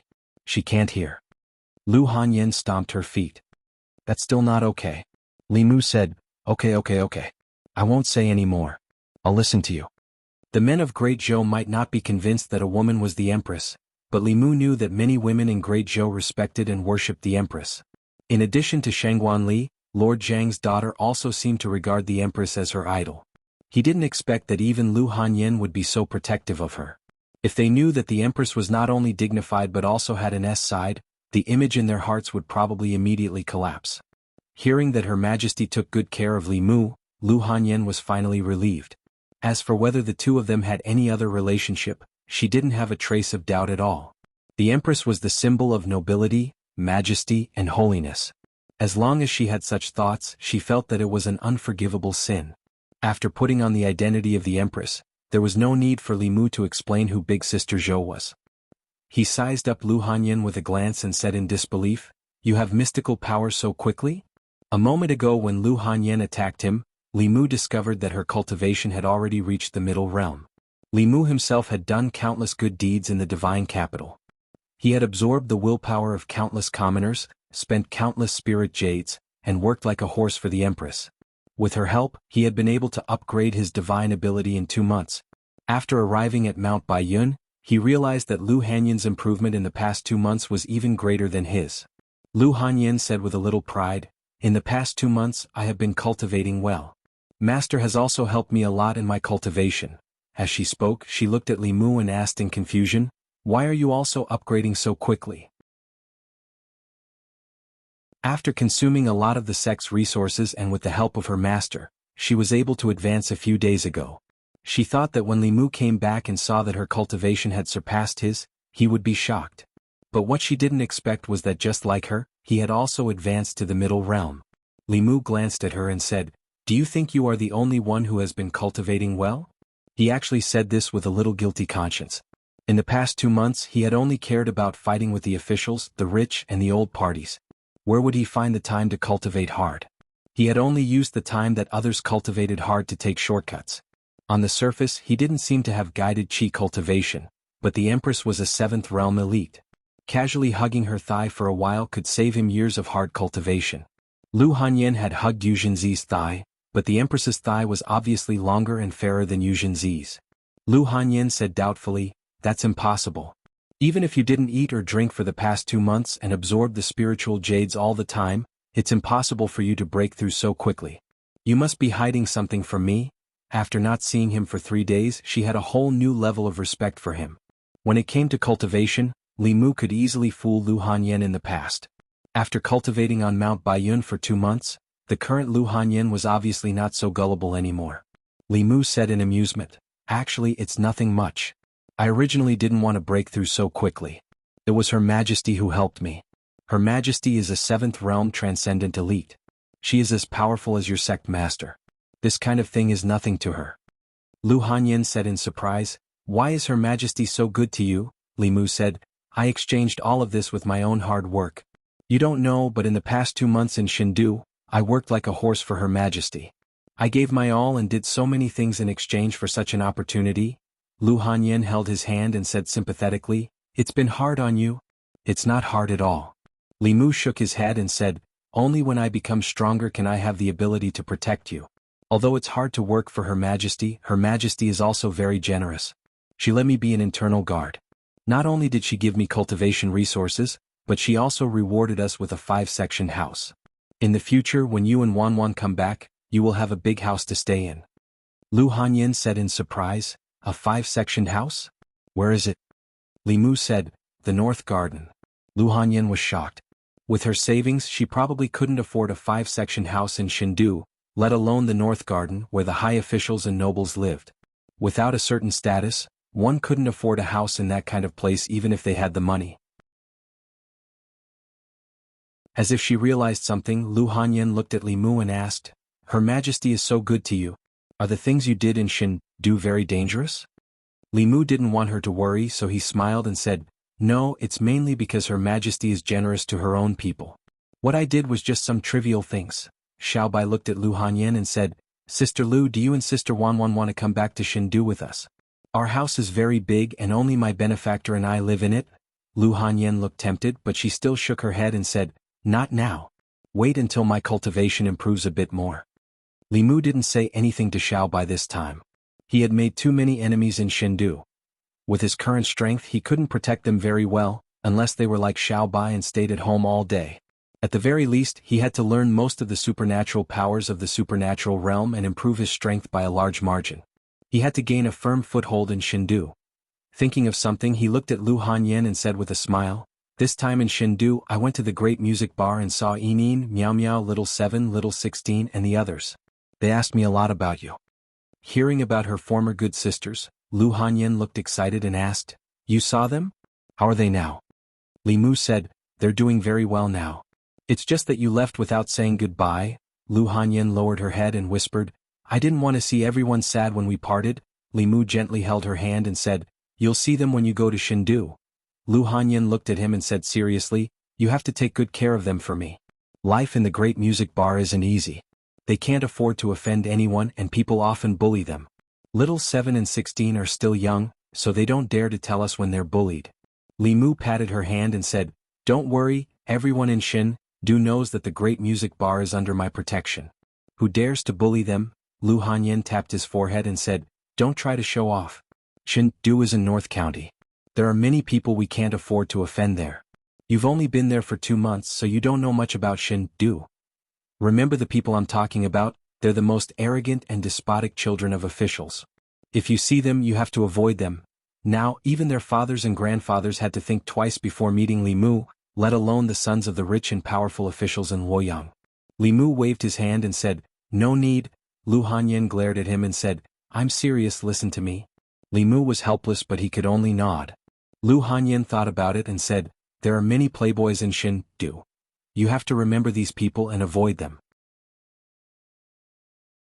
They are Zhu Tsong, the son of the director of the Ministry of Rights; Yang Xiu, the son of the director of the Ministry of Justice; Wei Peng, the son of the vice director of the Ministry of Revenue, and the grandson of the minister of Taichung Temple." Li Mu shook his head and said, "They've been quite honest recently." Lu Hanyan looked at him and asked, "You know them?" Li Mu nodded and said, "I know them. These scum like to bully people. After I taught them a lesson they became much more honest. They hide when they see me on the street." Lu Hanyan said in disbelief, "You taught them a lesson? They're the sons of officials. They don't need to be punished for breaking the law. They can pay for it with silver." Yang Xiu's father is the director of the Ministry of Justice. When they're in the Ministry of Justice they can turn black into white, Li Mu explained. The Silver Act has been abolished. Back then His Majesty wanted to abolish the Silver Act, but many officials objected. Later I beat up their sons, grandsons and so on and then compensated them with silver. It was reasonable and legal. The director of the Ministry of Justice didn't punish me, so those officials took the initiative to ask for the abolition of the Silver Act. Actually, the director of the Ministry of Justice isn't that bad. Most of the time he's very reasonable." Lu Hanyan was stunned and asked, "The silver law has been abolished?" Li Mu nodded and said, "It's been abolished a long time ago." Lu Hanyan was silent for a long time before she accepted this fact. She thought for a while and said, "There's also the students of the academy. The academy has a high status. The officials of the imperial court are all their students. Now the students of the academy are morally corrupt. They often bully the musicians in the workshop. You can't have a conflict with them, Li Mu said. A few days ago, little Seven was almost molested by a student of the academy. Later I caught a few scum of the academy and chopped off their heads. Now the students of the 3 academies are honest. In the future the imperial court will no longer choose officials from the 4 academies. The academies monopolizing the imperial court has become history. Too many things had happened in the Luoyang in the past 2 months. Lu Hanyin couldn't come back to her senses. She was silent for a long time before she said, "There's another person who's more terrifying than the ones I just mentioned. He's called Zhou Chuchu. He's a member of the Zhou family and the Empress's younger brother. He's arrogant and domineering in the Luoyang and won't shy away from any evil." Li Mu nodded and said, "This guy is indeed more arrogant than the others.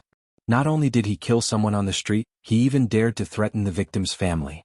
He's simply lawless. So, I simply struck him to death with a thunderbolt to prevent him from harming the people?" Lu Hanyin stared blankly at Li Mu and asked, "Is this what you meant by a trivial matter?"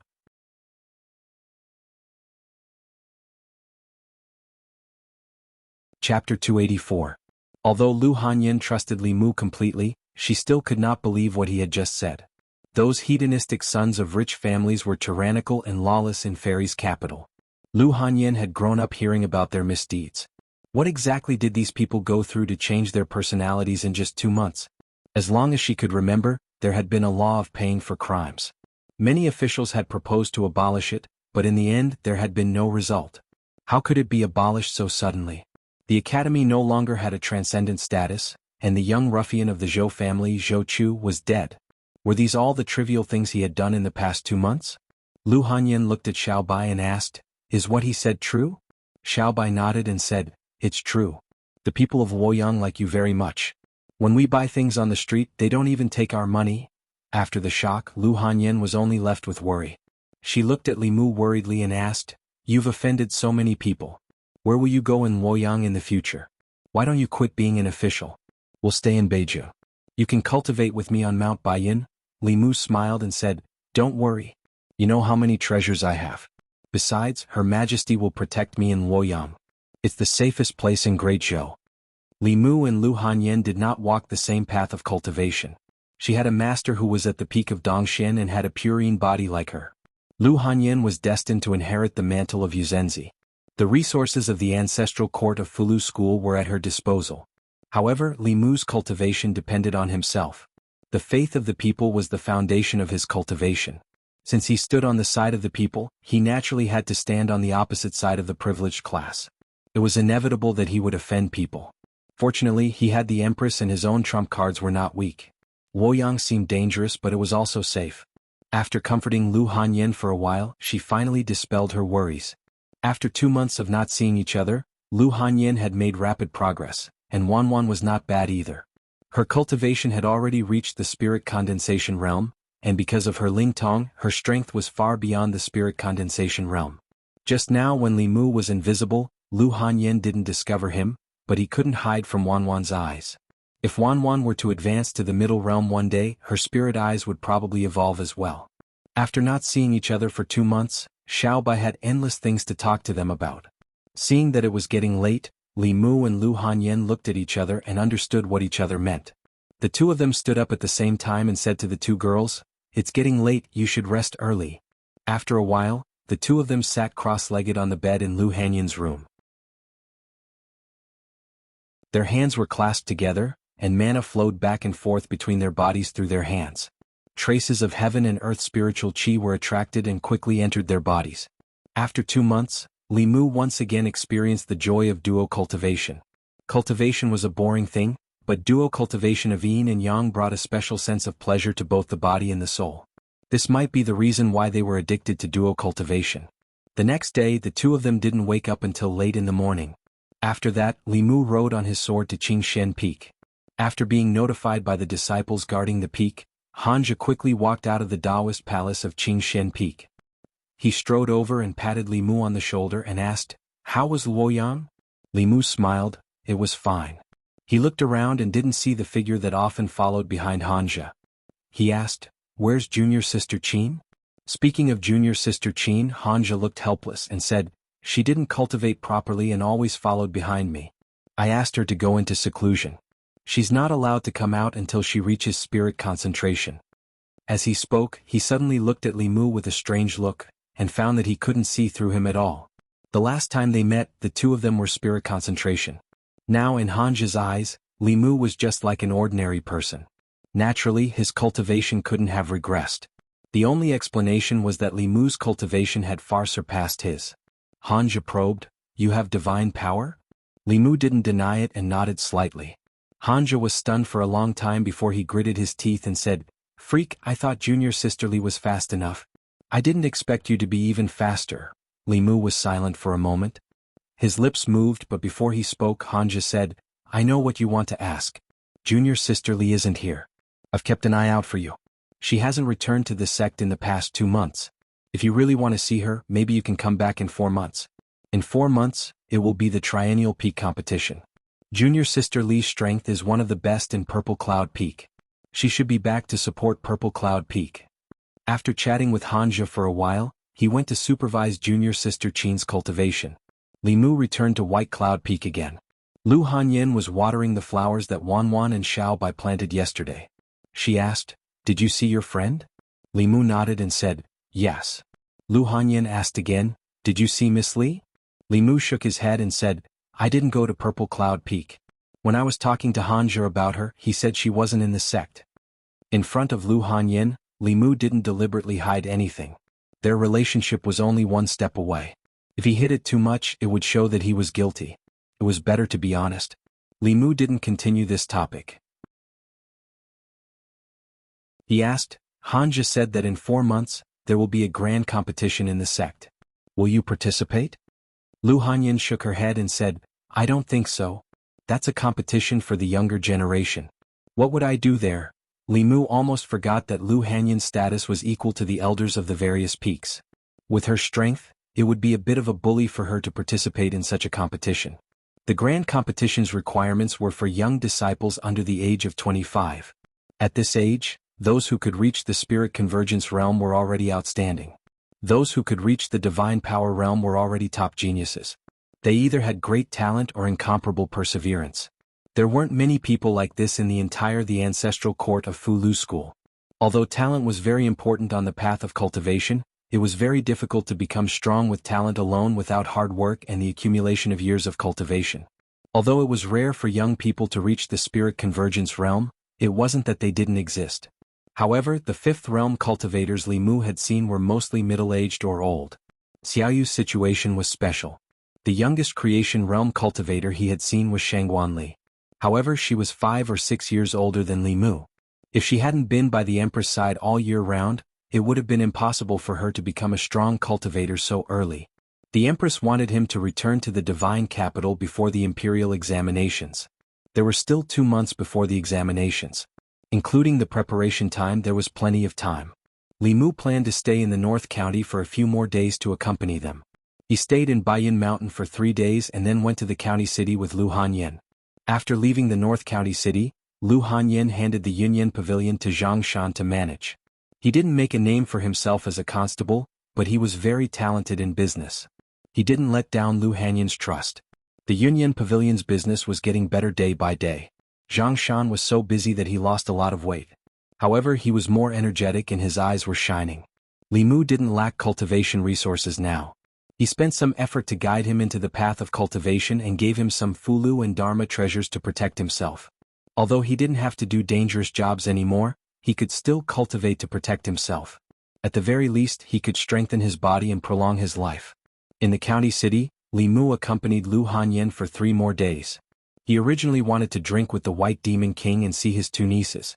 However, he only saw the Green Bull Demon. From him, he learned that after Madame Bai came out of the ice coffin, the White Demon King and his family went out to play and hadn't returned yet. Li Mu was able to return to the county city. In the end, he returned to Yangqiu County with Lu Hanyin. This was the place where they knew each other. It was also the place where Li Mu had lived the longest when he first came to this world. In these few days, the two of them cherished this reunion very much. They were together for almost 24 hours every day. The progress of their relationship was only one step away. Li Mu wasn't in a hurry. For a woman, this matter was sacred and had a sense of ceremony. It had to be left until the night of the wedding.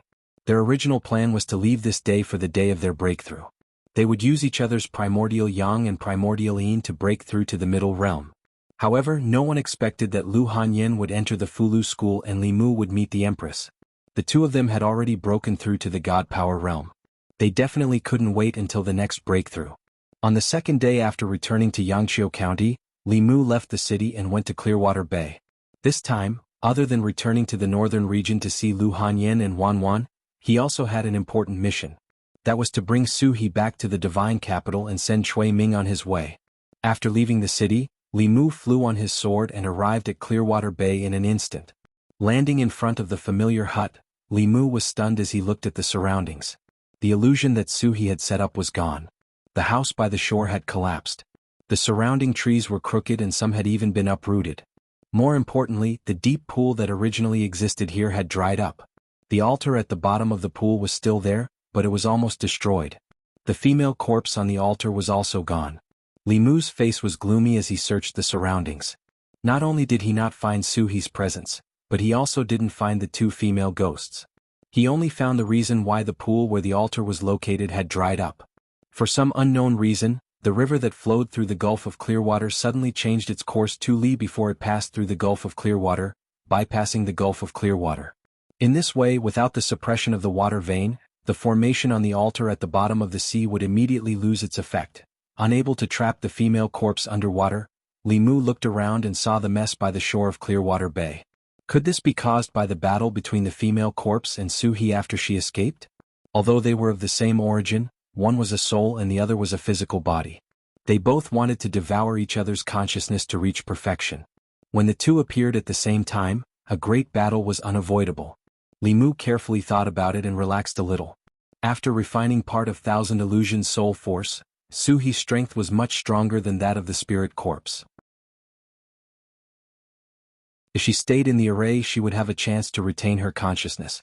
Once she left the altar, she would be killed by Su He and her body would be taken over. Li Mu didn't have to worry about Su He at all. What he cared about now was where Su He had gone.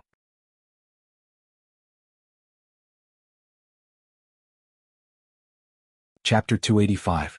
At the shore of the Bay of Jade. Li Mu carefully examined the traces in the surroundings and confirmed that they were the result of a battle. The river that flowed through the Bay of Jade had also changed its course because the fierce battle had shattered the cliffs and blocked the original channel, causing the altar at the Bay of Jade to lose its water supply. Gradually, Li Mu discovered a few more problems. According to his initial deduction, the change in the river's course should have caused the altar's formation to weaken, allowing the spiritual corpse at the bottom to break out of the formation and engage in a great battle with Su He.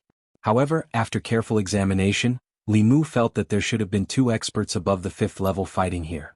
They had shattered the cliffs and forced the river to change its course, causing the female corpse at the bottom to break out of the formation. One of the 5th level experts had to be Su He, so who could the other be? The possibility of it being a passing expert was not high. Many cultivators liked to kill ghosts and demons indiscriminately. However, even cultivators who wanted to slay demons and protect the Tao would consider their own strength. They would definitely not fight with experts of the same level. If they fought with experts of similar strength, both sides would often be injured. Cultivation was not easy. No one wanted to be injured and cause their cultivation to drop, unless their target was Su He. Who could have such a deep grudge against her? The answer was already obvious. Chui Ming. If Li Mu could think of Su He, how could Chui Ming not think of it? After luckily escaping Madame Chu's calamity, he would definitely want to cut the weeds and eliminate all threats to him. Suddenly, Li Mu felt all the hairs on his body stand on end as a great sense of danger arose. He abruptly turned around and looked behind him. Behind him was a messy forest. A few trees had been overturned and those that were still standing on the ground were also swaying left and right. For some reason, this forest gave him an incomparably strange feeling. However, no matter whether he used his heaven's eye or opened his eyes, he could not see anything strange about this forest. Li Mu's eyes flashed slightly. He turned his back to the forest and slowly walked towards the dried-up pool. Whoosh! The sound of wind breaking came from behind him. A branch from a poplar tree closest to Li Mu suddenly shot out and stabbed at Li Mu's back. The speed of the branch was unbelievably fast. Li Mu subconsciously dodged and avoided it, but his arm was still stabbed. After the branch pierced Li Mu's arm, it directly collapsed. However, there was no wound on Li Mu's arm, nor was there any blood. Bang! On the other hand, a strange sound suddenly came from the trunk of the poplar tree. Wood chips flew everywhere and a large hole appeared on the trunk. The wholeness formula was a substitution technique. After Li Mu advanced to a divine ability, he could already master it. This technique could divert a portion of fatal damage. For such an attack, it could divert all of it. After the first attack failed, more branches madly grew out of the poplar tree and attacked Li Mu at lightning speed. Li Mu unsheathed Bai and faced the attacking branches. There was a sound similar to metal clashing. Bai slashed at the branches, but only left a shallow mark. He did not expect the branches to be so tough. They were not inferior to magic items. Li Mu had never seen such a divine ability. A green light flashed in his hand and Bai disappeared. The Qingxian sword was in his hand. Li Mu raised his sword and slashed at the branches. This time, the branches attacking him were easily chopped off like tofu.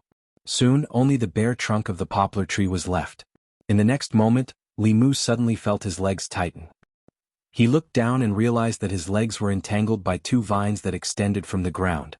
He waved the Qingxian sword and two green lights flashed. Two thick vines were cut off by the Qingxian sword. Li Mu held the Qingxian sword in his hand and looked around. He realized that in a short period of time, he was surrounded by the shadows of trees. The trees in the forest surrounded him in layers. They were constantly changing their positions, implying some kind of formation. If they were allowed to form a formation, it would be very difficult for him to break the formation. Moreover, the person behind the scenes had not shown himself yet. Li Mu did not think too much. He took out a fulu and threw it into the air. Rumble. In the sky, the sound of thunder was loud.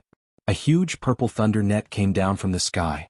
When the trees around Li Mu came into contact with the purple lightning net, they immediately turned into black ashes. Only a thick willow tree remained standing in its original place. A human face appeared on the willow tree. It was the face of an old man. He was staring at Li Mu with a horrified look. Green liquid flowed out from the corner of his mouth. This cultivator in the magical state, the strength of his Dharma treasure, the strength of his Fulu, and the strangeness of his supernatural powers were completely beyond his imagination. He, who was seriously injured, wanted to take the opportunity to sneak attack this human cultivator and devour his essence, blood and soul to recover from his injuries. He did not expect to be at a disadvantage in such a short period of time. Not only did his injuries not recover, they even worsened. Everything in this trip to the North region was beyond his expectations. First, he found out that the soul of the woman that the prince consort asked him to find was still there. Moreover, she had already become a fifth realm ghost cultivator. Even though she had just entered the fifth realm, he suffered a lot. In the end, just as he was about to use his powerful spiritual power to heavily injure the female ghost and kill her, something happened. Their battle destroyed a cliff, and the collapsed cliff caused the river to stop flowing. After that, a female corpse flew out of the pool. That female corpse looked exactly the same as the female ghost. Although she was only at the peak of the fourth realm, she was only one step away from the fifth realm. After the female corpse appeared, she first attacked the female ghost. He wanted to sit back and enjoy the fruits of her labor. He did not expect that the two would team up to deal with him. Although he was strong, he could not take on the combined forces of the corpse and ghost. After heavily injuring them, they escaped. He could not chase after them, so he could only stay here and recover. Today he finally saw a human cultivator and wanted to devour him to recover. He did not expect this person's strength to be beyond his imagination. Instead, it brought him trouble. Fifth realm tree demon. Li Mu's face was gloomy. He looked at the face on the willow tree and said, "Chui Ming sent you. Where is Suhi?" This person pointed out Prince Consort Chui. The old man's expression changed and he immediately understood. Prince Consort Chui's guess was right. Someone wanted to use the female ghost to cause trouble. Since that was the case, he could not let him go so easily. The willow tree changed and turned into a skinny old man. His feet were rooted to the ground. Branches and vines quickly drilled out of the ground and surrounded the forest Li Mu was in. Countless branches and vines shot toward Li Mu from all directions. Although Li Mu had a treasured armor to protect him, it mainly defended against spells. Even the treasured armor could not completely protect him from physical attacks that had no blind spots. Li Mu formed a seal with one hand and silently chanted a spell. The Qingxian sword turned into thousands of sword shadows and surrounded his body. They scattered in all directions. Wherever the sword light passed, the vines and branches were all destroyed. The old man's body trembled and he grunted. He spat out green liquid again. Li Mu looked at him and asked coldly, "Speak. Where is Suhi?" The old man's aura withered again and his face was filled with shock. After the short battle just now, he was almost certain that even if he was at his peak, he might not be a match for this Abhijina cultivator. Moreover, he had only recovered less than 30% of his strength. If he continued to fight, he might really die here. He did not continue to fight and quickly fled into the depths of the forest. Suhi's whereabouts were unknown. Li Mu naturally would not let this tree demon go. He stuck a spirit travel talisman on himself and chased into the depths of the forest. The injured tree demon was frantically fleeing. Compared to the prince consort's safety, he cared more about his own life. In the 100 years of cultivation, he had experienced many dangers. However, after entering the 5th realm, he had never been chased by a 4th realm cultivator. He had also never seen such a powerful 4th realm cultivator. Fortunately, this was his home ground. It was not difficult to shake off the cultivator behind him. As he fled, he turned back to take a look. This glance made his soul leave his body. He saw that the human cultivator's speed was even faster than his. In the process of chasing, the human cultivator was constantly closing the distance between them. He would probably catch up to him soon. The tree demon was shocked. He did not dare to be careless and released his Abhijina with all his might. Wherever he passed, trees grew rapidly. The branches overlapped and completely sealed off his escape route. Li Mu's pursuit was blocked. He simply flew into the air above the forest. Looking down from above, the lush forest seemed to have become a hole. Suddenly it became quiet. There were no longer any strange movements in the forest. The tree demon had clearly concealed his aura and completely blended into the forest. No matter how Li Mu used his heavenly eye or opened his eyes, he could not discover him. 5th realm demons could conceal their demonic aura. The demon-seeking talisman would not be of much use. He could be sure that the tree demon was still in the forest. However, he did not know where exactly he was. Li Mu's body descended slowly. He began to search the forest carefully. The forest was extremely quiet. It was so quiet that he could only hear his own footsteps. After a long time, his search was fruitless. Li Mu looked around. After confirming that there was no danger, he turned his back to a huge tree and rested for a short while. A human face gradually appeared on the tree behind him. A withered claw reached out silently from the tree trunk. Then, with lightning speed, it grabbed towards Li Mu's back. There was no time to react at such a short distance. The withered claw immediately made contact with Li Mu's body. However, it did not pierce through Li Mu's body as the tree demon had expected. It grabbed his heart and crushed it viciously. The claw was extremely fast. The moment it made contact with Li Mu's body, it seemed to have collided with an iron wall. With a crack, it directly snapped. Li Mu quickly turned around. He grabbed the wrist of the withered claw and stuck a fulu on it. He said indifferently, "Freeze." The withered claw remained in its extended position. The human face on the huge tree also became stunned.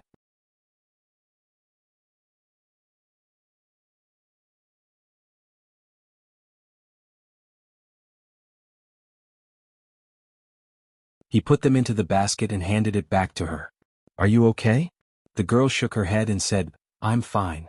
She took a step forward and was about to take the basket when her foot suddenly twisted and she almost fell.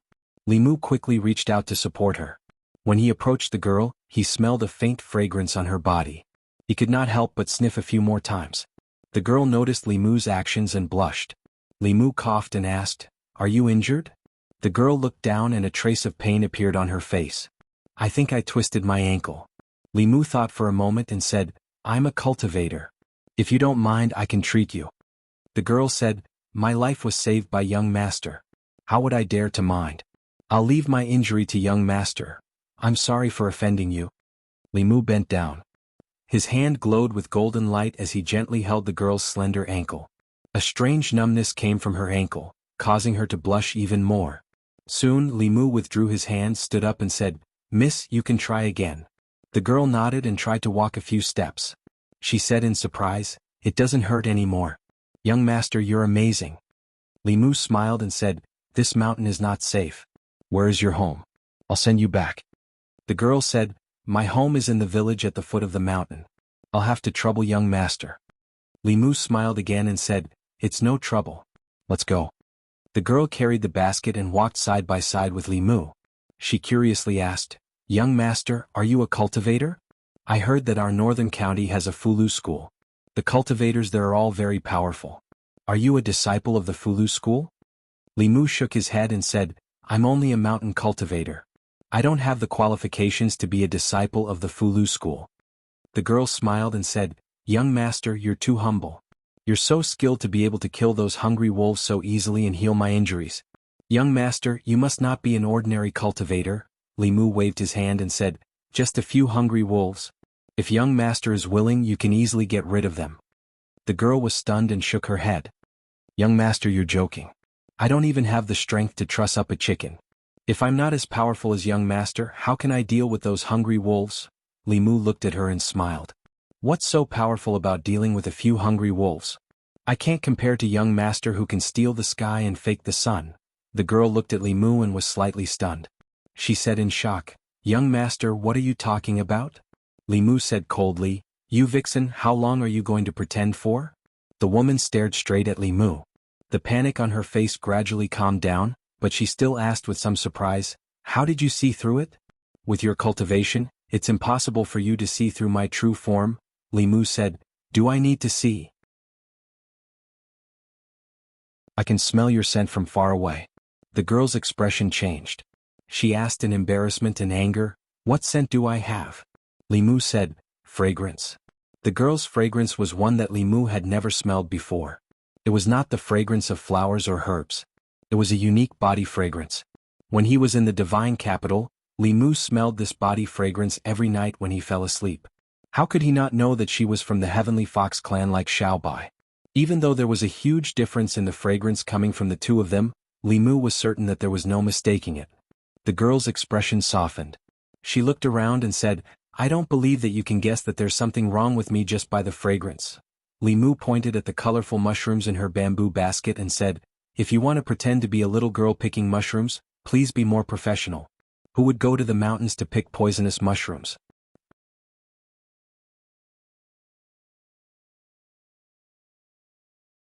Chapter 287. After being exposed by Li Mu, that woman simply did not continue acting anymore.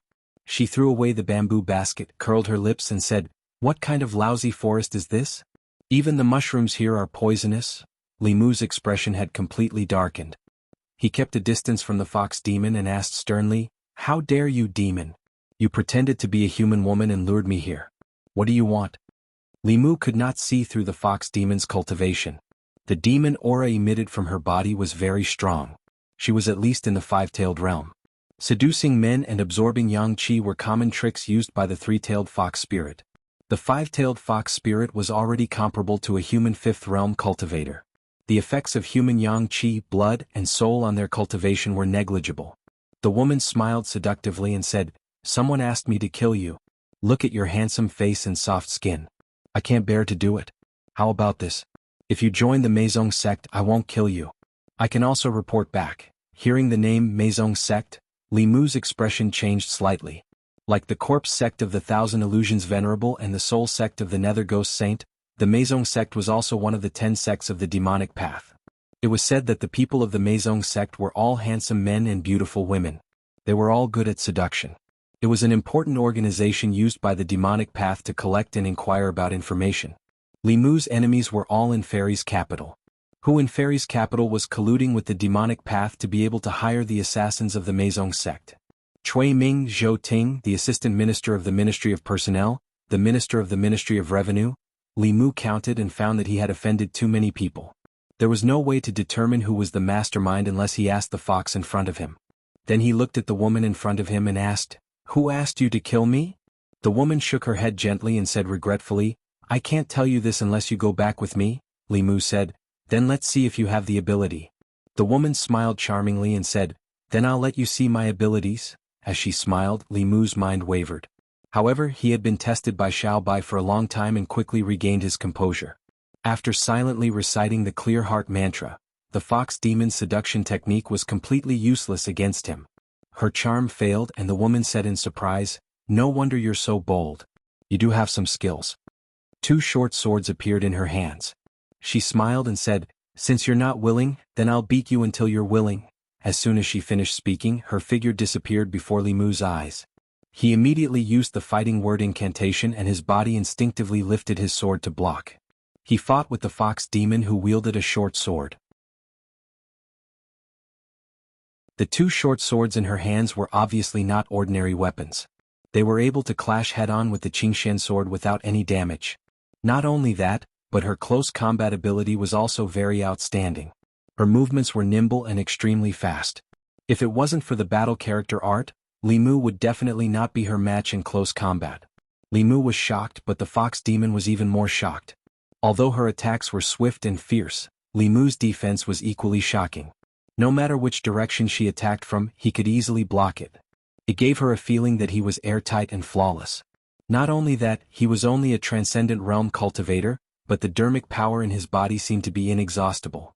After activating a heaven-class dermic artifact for such a long time, his dermic power did not seem to be depleted at all. It was very strange. Although Li Mu would not be at a disadvantage in close combat with the fox demon, it would be difficult for him to gain the upper hand. Therefore he took the initiative to retreat and threw out a few fulu. The purple heaven thunder talisman and sword talisman came out together. The fox demon made a hand seal and a dermic power shield appeared around her body. Neither the purple heaven thunder talisman nor the sword talisman could break through her defense. Li Mu used the thousand sword shadows again, but she still managed to block it. Although he had entered the transcendent realm, Li Mu's dermic power was still not comparable to a fifth realm cultivator.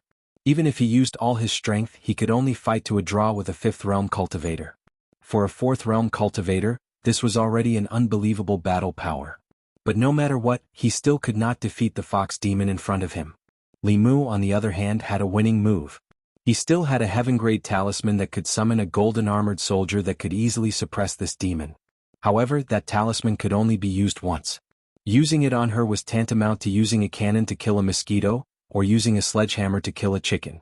He had wasted a life-saving trump card in vain. The fox demon stood in the distance and looked at Li Mu as if she was looking at a treasure. She said, "I admit that I have underestimated you. If you join the Meizong sect, I will tell you who wants to kill you." Li Mu ignored her. His mind moved again and the Qingshan sword flew out from his hand. It turned into a ray of light and shot towards the fox demon. The fox demon threw out two short swords and fought with the Qingshan sword in the air. She smiled at Li Mu and said, "It's no use. You are no match for me." Whoosh! Just as she finished speaking, a ray of golden light shot out from Li Mu's hand and flew in front of her in an instant. The golden light turned into a golden rope, and before the fox demon had time to react, it tied her up tightly. The moment she was tied up by the rope, the fox demon could no longer use her dermic power. Clang! Without the control of their master, the two short swords fell from the air and landed on the ground with a crisp sound. The fox demon's expression changed. She struggled a few times but found that the rope was getting tighter and tighter. She felt pain and stopped struggling immediately. Li Mu kept the Qingshan sword and clapped his hands. He walked over from afar and said, "Stop struggling.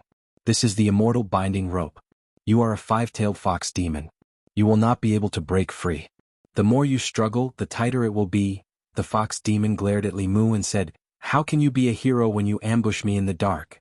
Li Mu shook his head and said, "I did not say that I am a hero. The Empress had not given him this thing to be a hero in the first place.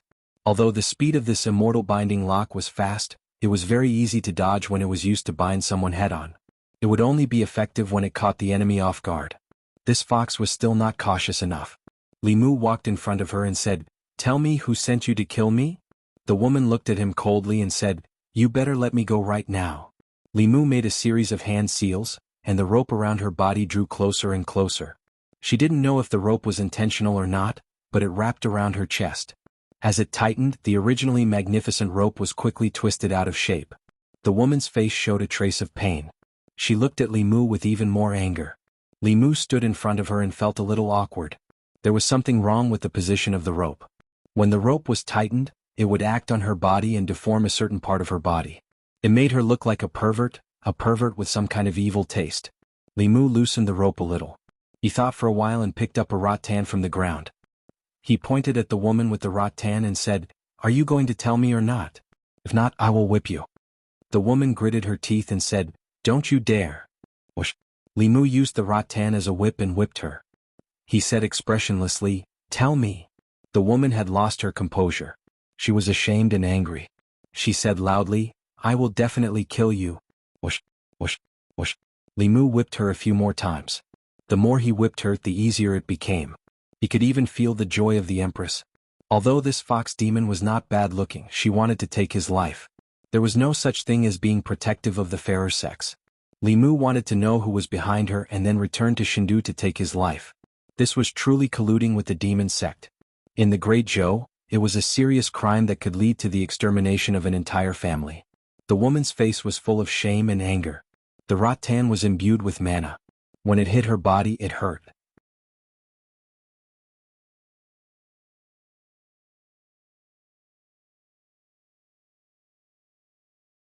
Chapter 288. Jianghu County.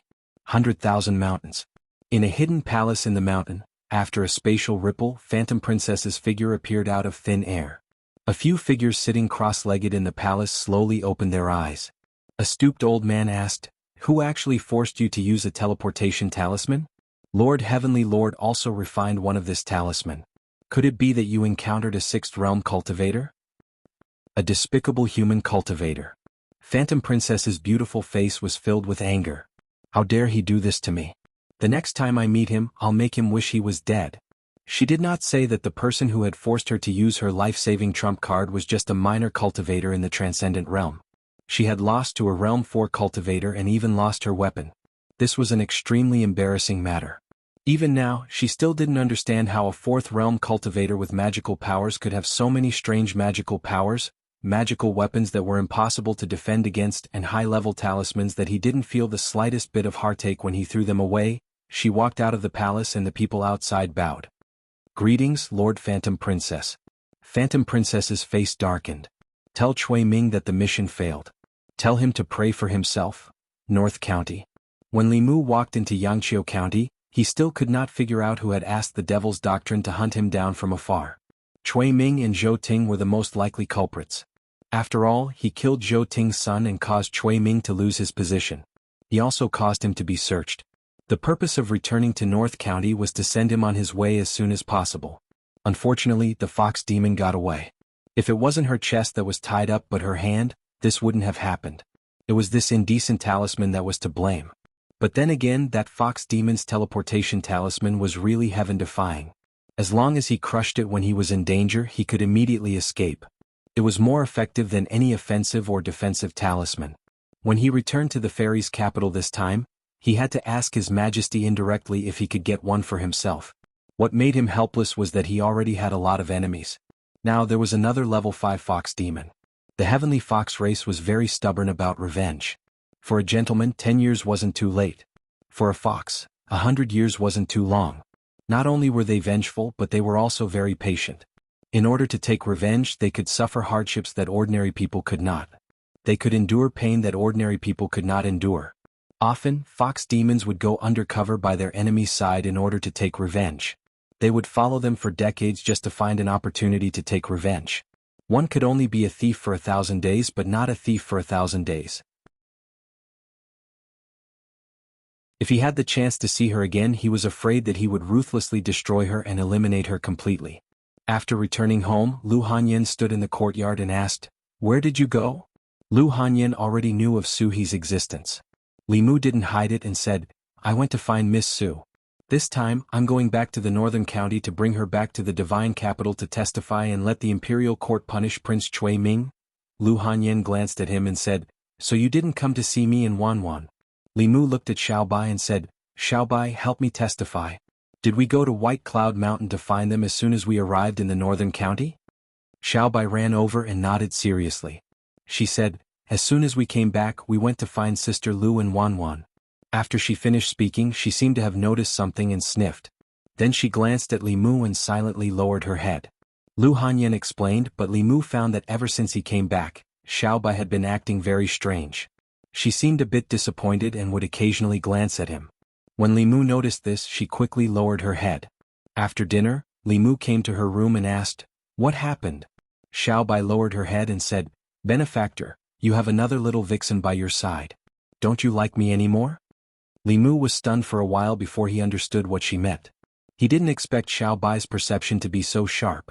She even knew that Li Mu had come into contact with another vixen. Just now, besides fighting, Li Mu had helped her up when she fell.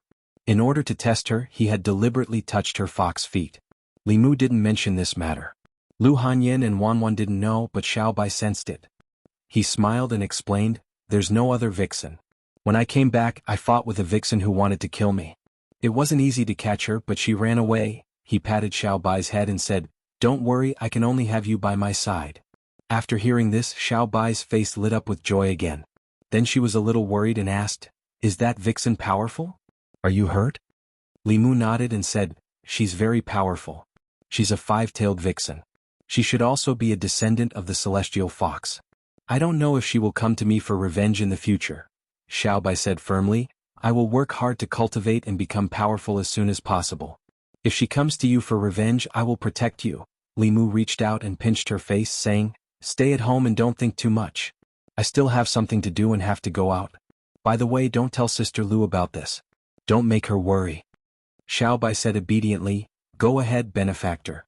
I will keep the secret." After comforting Xiao Bai, Li Mu left home and went to the county government. In the Yangqiu county government, Constable Zhou saw Li Mu and said in surprise, "Li Mu, why are you back? I heard from Zhang Shan that you went to Xindu." Li Mu smiled and said, "I have some business to attend to, so I need to go back to the North County." Constable Zhou sighed and said, "Although the salary in Xindu is high, it's not easy to survive. How are you doing there?" "Not bad." Li Mu exchanged a few words with him and asked, "You haven't been back for 2 months. How did the Gulf of Clearwater become like that? Does Constable Zhou know what happened?" Constable Zhou said, "I don't know the details. It said that 2 masters fought at the Gulf of Clearwater and affected the water in Yangqiu County." Li Mu asked, "Does the county government know where the master of the fight went?" Constable Zhou shook his head and said, "I don't know." Li Mu regretted it. He missed his wife so much that after returning to the North County, he went straight to Baiyin Mountain and didn't find Su He first. Although the battle between her and the tree demon had already happened at that time, it hadn't been that long. Perhaps he could still follow some traces and find her. However, it had been quite a few days since the battle, and there were no traces of her at all. There was no way to find her. Since he didn't get any useful information from the county government, Li Mu used a high-level teleport talisman and went to the county government as fast as he could. In the past, it took him more than half a day to go from Yangqiu County to the county government. Now that his cultivation had increased, it took him less than an hour with the help of the high-level teleport talisman. After Commandery Officer Shen's cultivation increased, he left the North County. Li Mu wasn't familiar with the new commandery officer, so he went to find Constable Zhao directly. 2 days ago, Li Mu had just treated them to a meal in the county capital. Constable Zhao saw him and said with a smile, "We'll be going to the county government soon. Do you want a drink tonight?" "Not today." Li Mu shook his head and said, "I came to find you this time because there's an important matter." Hearing Li Mu's words, Constable Zhao's expression became more serious and he said, "What is it? Tell me." Li Mu said, "There was a battle between 2 masters in Yangqiu County and it affected the water." "Constable Zhao, do you know?" Constable Zhao nodded and said, "I know. I personally handled this matter. From the traces at the scene, it was at least a battle between 2 Fifth Realm cultivators. Moreover, it was very likely that they were a ghost and a demon. Fortunately, the place where they fought was desolate and uninhabited. No one was injured." Li Mu asked, "Does the county government know where the ghost cultivator went?" Constable Zhao shook his head and said, "I don't know about that." Li Mu looked disappointed. At this moment, Constable Zhao continued, "However, a strange thing happened in Yu County these 2 days. Could it be related to this?" Li Mu immediately asked, "What strange thing?" Constable Zhao said, 2 days ago, a thick fog rose from the mountainside of a mountain in Yu County. When the people entered the fog, they couldn't see their fingers in front of them. No matter how they walked, they would eventually come out of the fog. The initial suspicion was that a ghost was causing trouble, but the ghost didn't hurt anyone. The local government investigated and the county government's cultivators couldn't enter the fog. Yu County just reported it and the county government hasn't had time to deal with it yet. Li Mu couldn't let go of anything that could be related to Su He. He thought for a moment and said, "Which mountain in Yu County? I'll go take a look."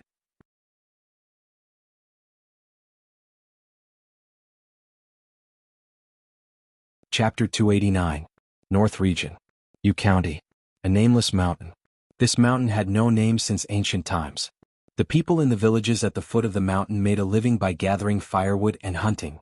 3 days ago, in one night, a thick fog suddenly appeared on the mountainside. The fog was a vast expanse of white. After walking into the fog, it was difficult to see anything. It was so dark that one couldn't even see their fingers if they stretched out their hand. Not too long after the commoners walked into the fog, they would walk out of it again. It was as if they were walking around in circles. The cultivators from the county yamen who entered the fog also met the same fate as the commoners. Clearly, there was a formation set up in the fog that prevented outsiders from entering. Typically speaking, such a situation would only occur when the mountain was occupied by an expert. It was fortunate that the expert in the fog only occupied the mountain and didn't harm the commoners. The officials of Yu County didn't dare to disturb the person in the fog, so they could only report the situation to the county yamen and wait for the county yamen to deal with it. This mountain concerned the livelihood of the commoners at the foot of the mountain. The several hundred commoners at the foot of the mountain were also concerned about the situation in the fog. For the past 3 days the fog had remained calm. However, an hour ago, it suddenly began to fluctuate intensely. It was unknown what terrifying thing had happened inside, but it left the commoners feeling uneasy. Halfway up the mountain within the fog, more than 10 black silhouettes were using all kinds of demonic arts and artifacts to attack a formation. There were 2 women in the formation. Even though they were dressed differently, their appearances and figures were identical, as if they were twin sisters. No matter how one looked at them, one wouldn't be able to tell the difference between them. The only difference between the 2 was their temperament. One of them had a pale face, but there was gentleness in her eyes. On the other hand, the other had a frosty expression on her face, and there wasn't the slightest hint of life in her. The gentle-looking woman seemed to be severely injured. Her body seemed to be in a state between illusory and corporeal, as if she would dissipate at any moment. The other white-robed woman had a frosty expression on her face, and her aura was weak as well. It was clear that she was severely injured.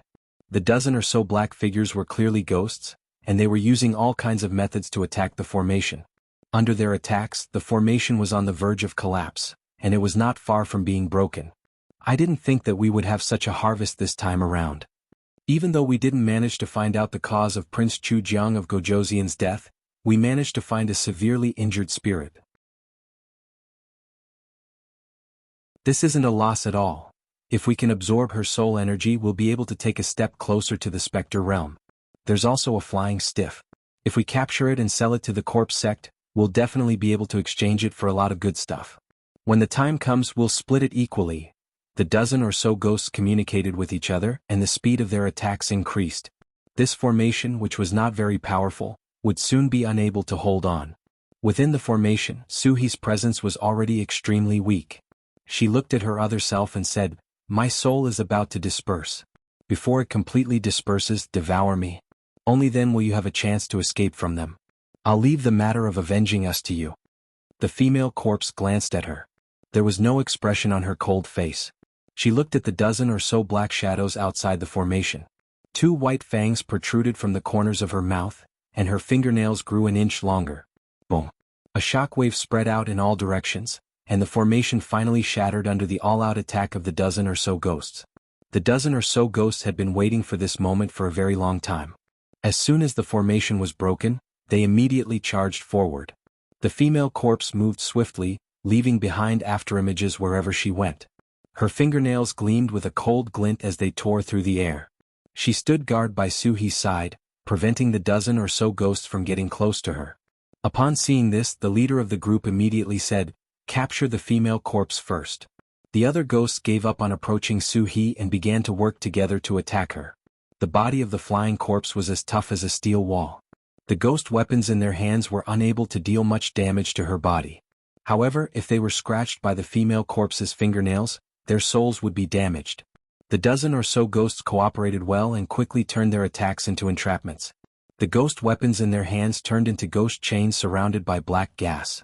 These ghost chains seemed to have a life of their own as they wandered in the air and quickly bound the female corpse's hands and feet. Even though she was extremely strong, she could not fight against 10 ghosts alone and was immediately restrained.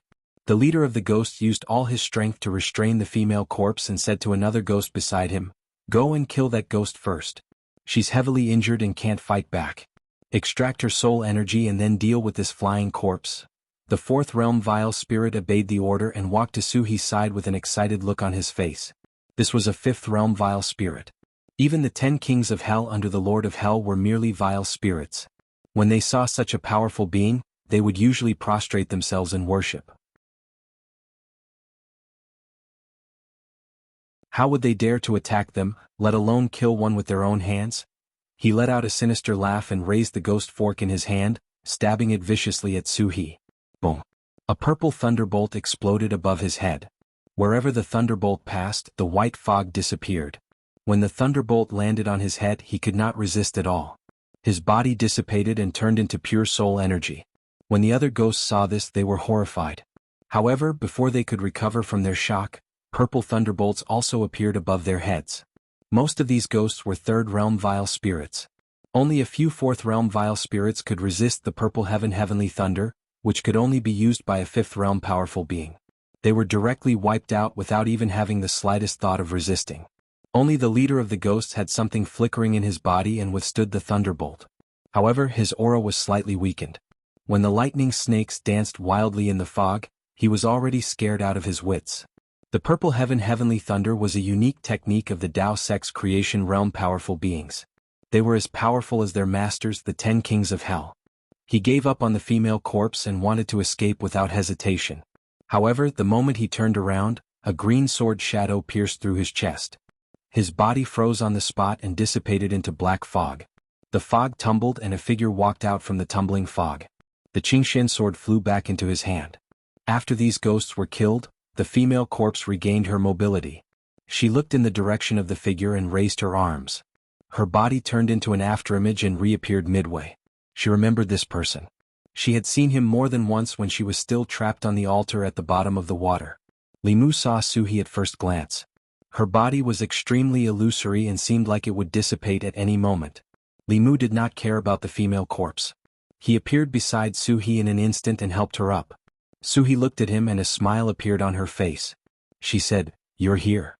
Li Mu hugged her and said, "Don't speak first." He silently recited the Heart Sutra and his body emitted a dazzling golden light. The female corpse reached out to block the light and was forced to take a few steps back. This time, the golden light emitted from Li Mu's body did not merge into Suhi's body. Instead, it passed through her body. Li Mu's face darkened completely. He had encountered such a situation once before. A few months ago, he could only watch Xiao Bai's grandmother die in her arms. Suhi and Xiao Bai's grandmother were in the same situation. Their souls had suffered irreversible damage. Suhi looked at Li Mu and said regretfully, "I wanted to wait for you to come back and eat hot pot with you." Li Mu said, "There will be plenty of opportunities to eat hot pot in the future. Saving you is more important. I can't be saved." Suhi smiled at Li Mu and said, "Don't be sad. I should have died 20 years ago. It wasn't a loss." Li Mu glanced at her and said, "Don't speak. I'll save you first." With a thought, a jade bottle appeared in his hand. It was the origin pill that the Empress had bestowed upon him. As long as her soul had not completely dissipated, this origin pill could save her. Li Mu wanted her to take the pill, but he discovered that her soul power was rapidly draining away. Looking down, Suhi had already closed her eyes. He knew that things were not good. In this situation she could not dissolve the medicinal power at all. The origin pill was a rare treasure. In order to avoid wasting it by mistake, it needed to be refined with magic power.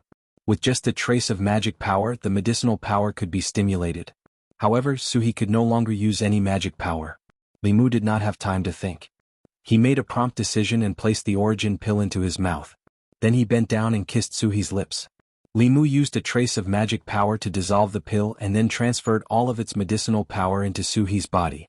Time seemed to stop for a moment. Suhi's body emitted a strange aura. The soul power that she had just lost began to rapidly return to her body. Not only that, but the remaining soul power of the ghost that Li Mu had killed was also absorbed into her body. Suhi still did not wake up. This was because her injuries were too severe. Her soul had almost dissipated. The medicinal power of the origin pill would slowly restore her soul. This required a process.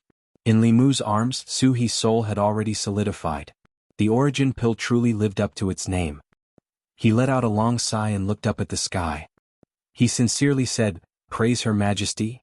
If the Empress had not given him the origin pill, he would have lost Suhi today. He would have watched her die in his arms. This would be the regret of his life. After returning to the divine capital, he decided to treat the Empress better. Otherwise he would feel guilty.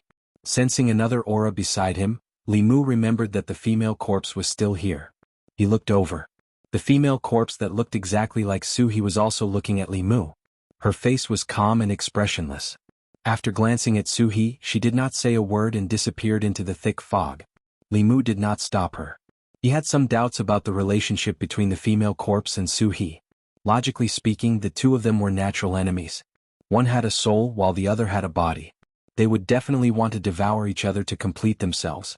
However, it was clear that if it had not been for the female corpse's protection, Suhi would have died in the hands of those ghosts. Could it be that the corpse's self-born intelligence also knew the principle of born from the same root? There is no need to kill each other so quickly? Perhaps she thought that they were of the same root and did not want to kill each other. No matter the reason, she protected Suhi and changed Li Mu's attitude towards her. If not for this, Li Mu would have eliminated her completely and erased her intelligence so that she would not threaten Suhi in the future. Li Mu looked in the direction that the female corpse disappeared and said, "I will let you go today. I hope that you will cultivate the right path in the future and not harm the world. Otherwise, I will kill you personally." Low-level zombies relied on their instincts to cultivate by sucking people's blood. Flying zombies already had intelligence and could absorb moonlight, yin qi, spiritual qi, and other forces to cultivate. They did not need to suck human blood. She was born from spiritual qi and did not have the filthy corpse qi on her. She was different from the zombies that were born from filthy qi.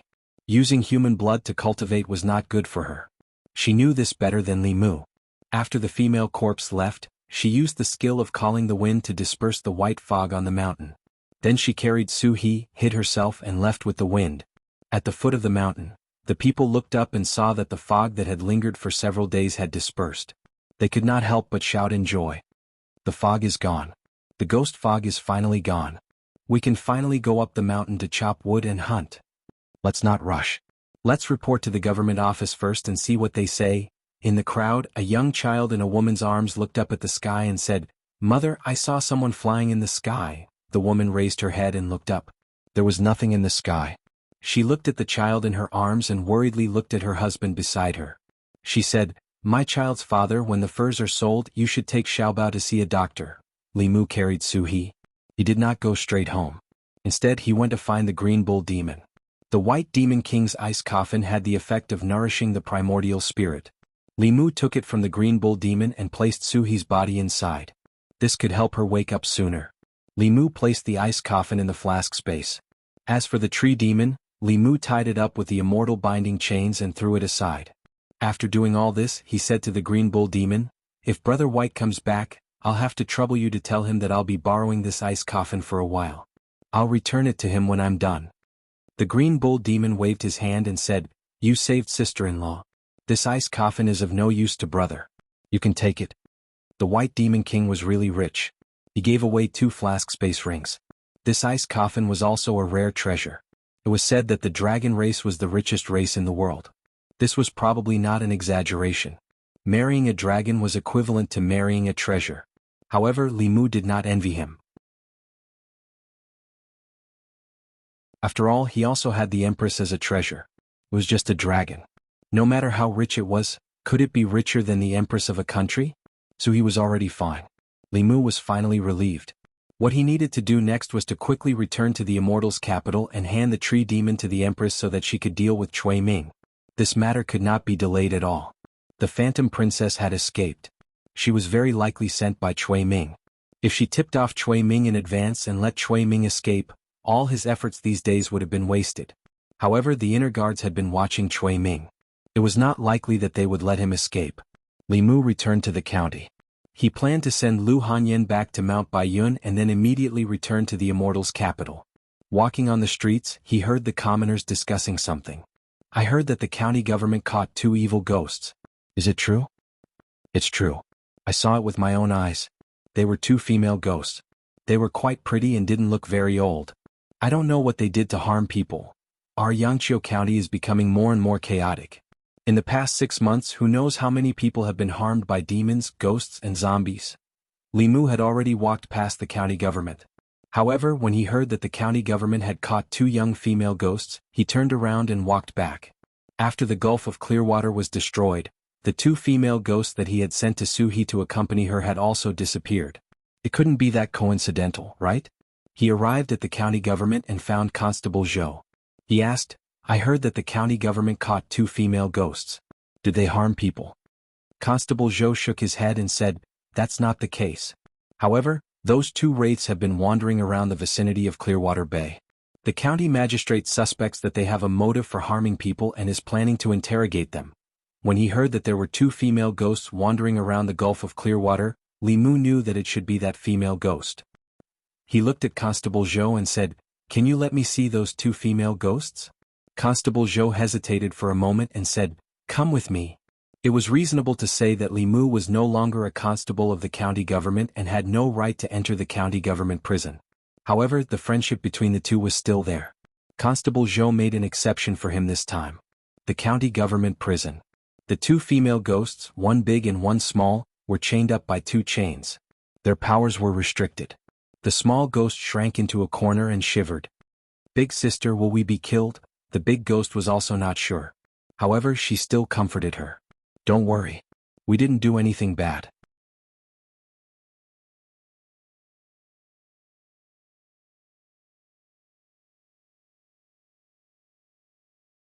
He said guiltily, "Surly, it's all my fault for not being strict enough and arresting your friends. Please, Surly, don't blame me."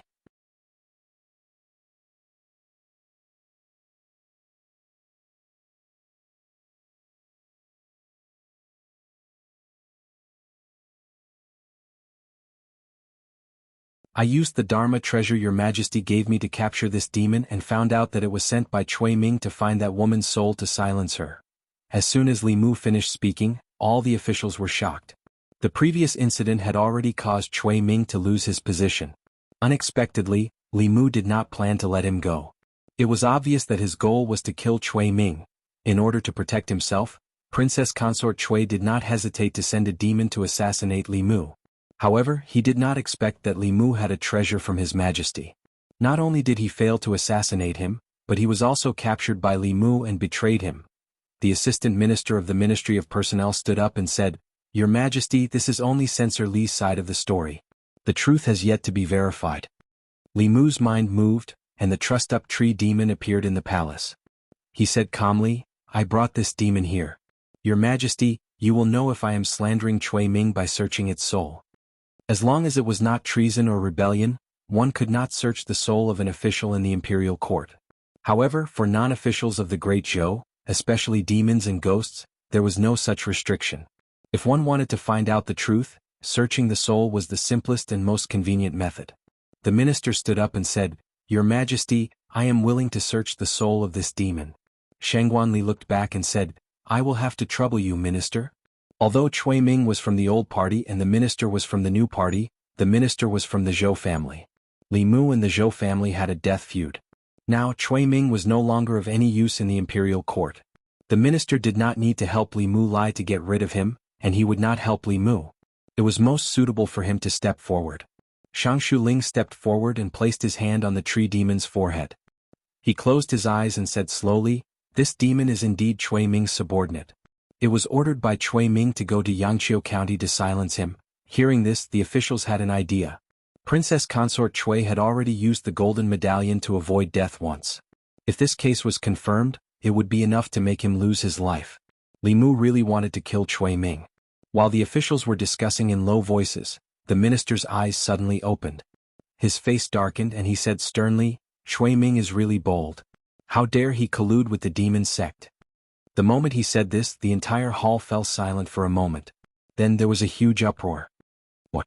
Princess Consort Cui colluded with the demon sect? How is that possible? Wasn't the Zhejiang County chief the one who colluded with the demon sect? Princess Consort Cui was the one who exposed it? Could there be another story behind the Zhejiang County chief's case? Could it be that the one who colluded with the demon sect was Cui Ming?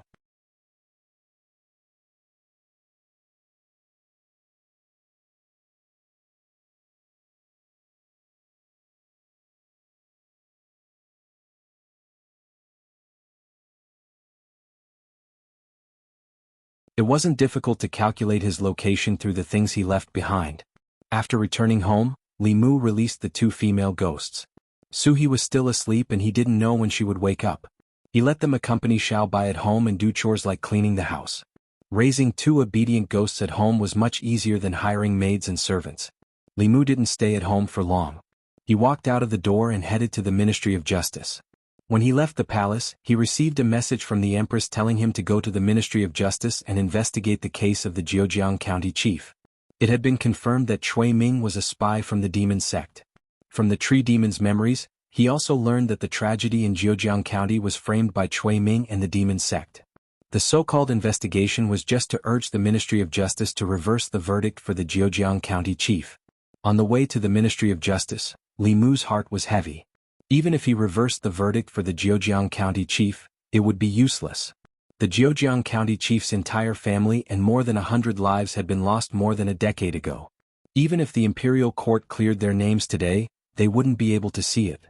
Princess Yunyang's son-in-law was a member of the demon sect. This time the entire Shao clan and its old clique would probably be in a panic. Most of the people in the divine capital were shocked that Cui Ming was a spy from the demon sect and gossiped about the Shao royal family's scandal. However, very few people talked about the Jianghu County chief and his family who had died unjustly. Li Mu arrived at the Ministry of Justice and explained his intentions to the Ministry of Justice's director. The imperial court had already concluded that the Jianghu County chief and his family had died unjustly. Li Mu was also acting under the Empress's orders, so the Ministry of Justice naturally didn't dare to be negligent.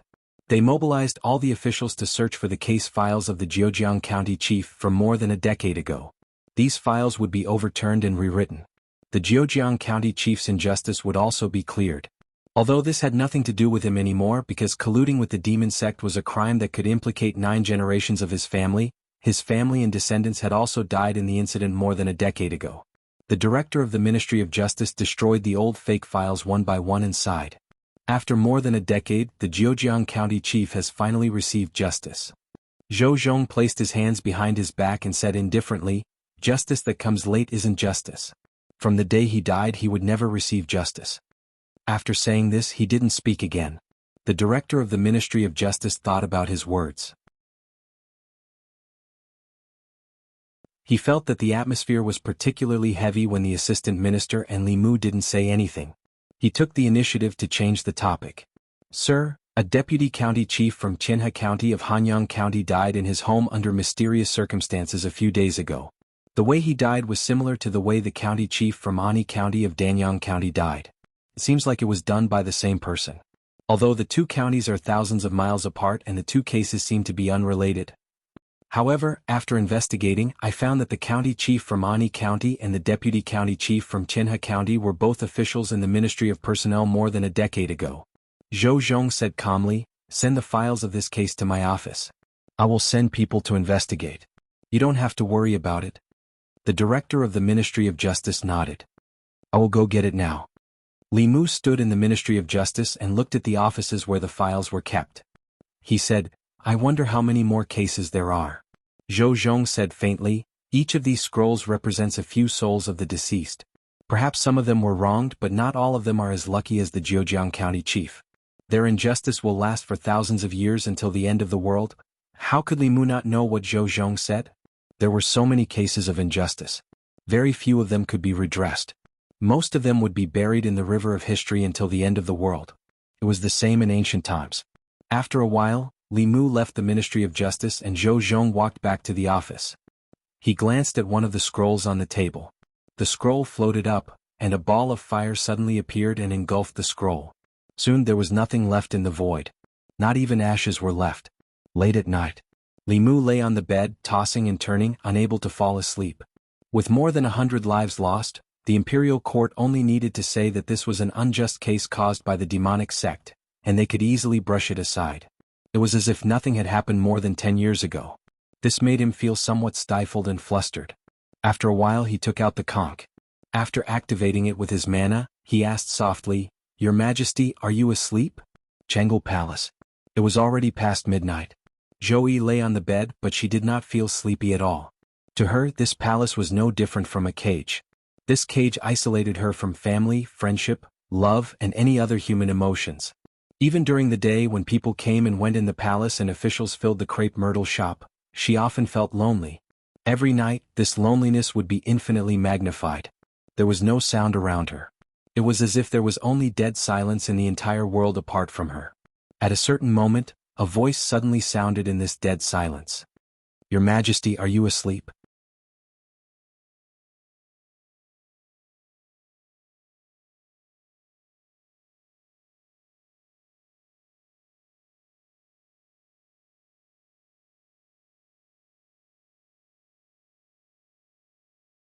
In the past, Li Mu could only secretly observe from the corner of the hall because of the Empress. Now he stood in front of the hall and looked down at the officials. The matter of Cui Ming being a spy from the demon sect was of great importance and involved many people. Today's morning court only discussed this matter. The servants of the prince consort's residence were all arrested by the imperial court. After a soul search, a few more disciples of the demon sect were found. Cui Ming's identity was confirmed. The current prince consort, a fourth-rank official of the country, was actually a spy from the demon sect. This was a disgrace to the imperial court and the greatest insult to the imperial court.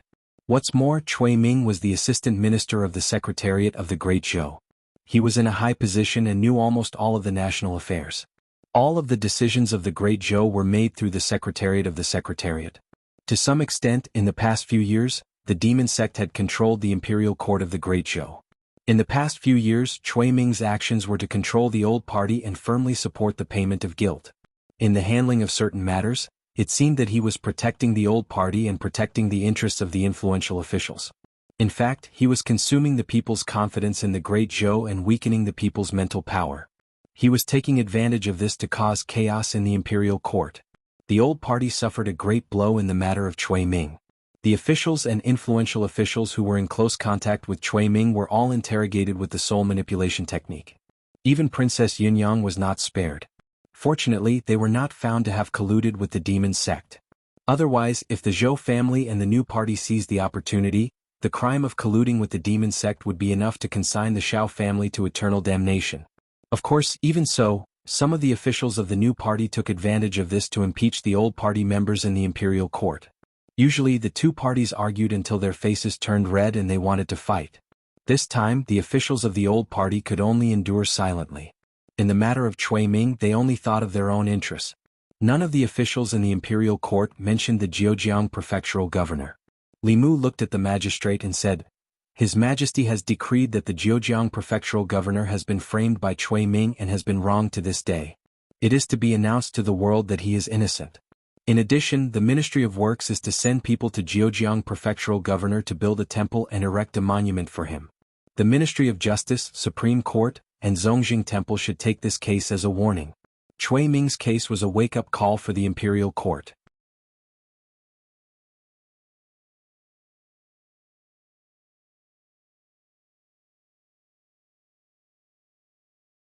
Chapter 293. Zhang Chun sighed as he stood at the entrance of the palace. Although Cui Ming had been removed from his post and became a wanted criminal, it seemed like he had won against Cui Ming.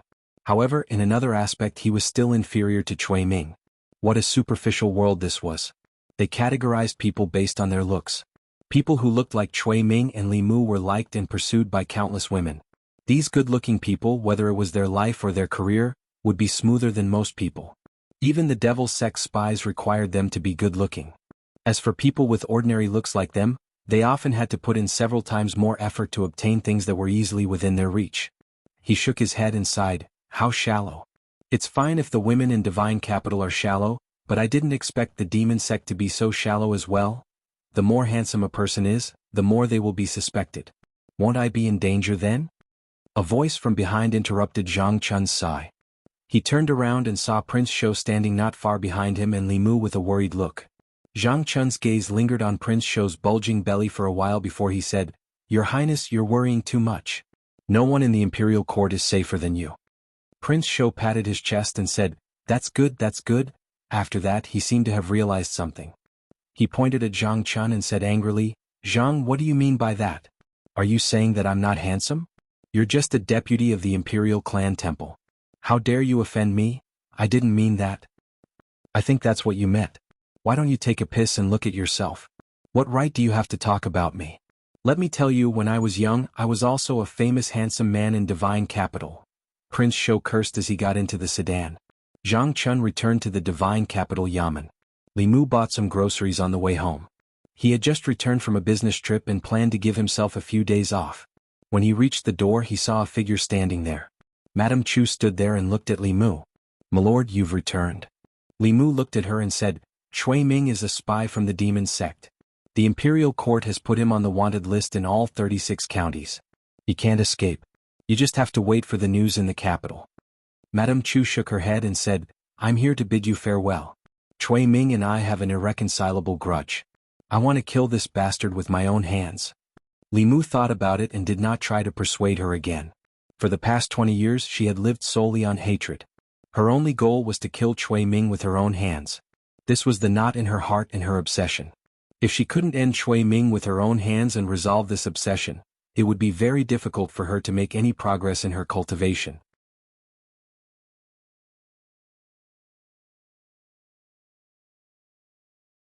If the Empress had not given him enlightenment when he was at a bottleneck, Li Mu would probably still be stuck at the concentrating spirit realm.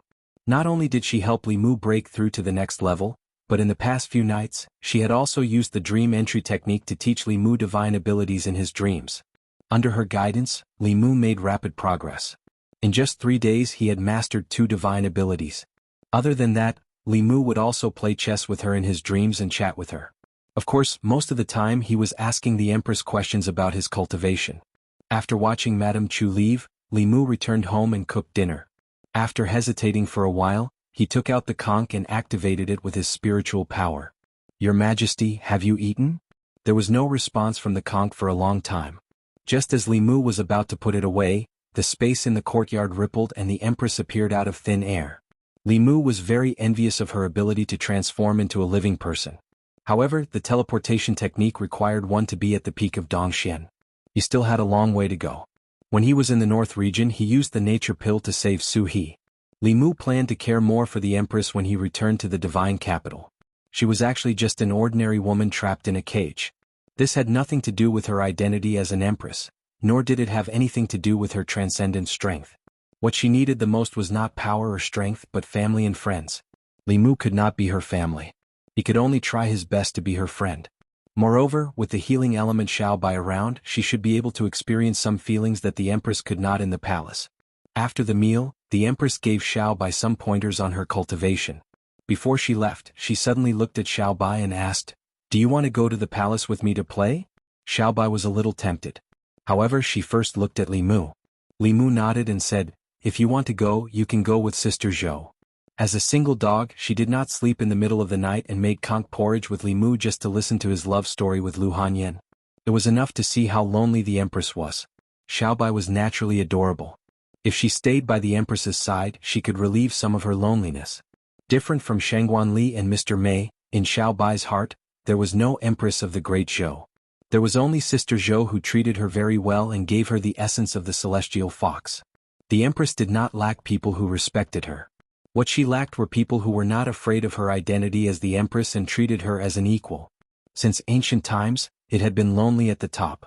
Whether it was the peak of strength or the peak of status, once one climbed to the top, it was easy to become lonely.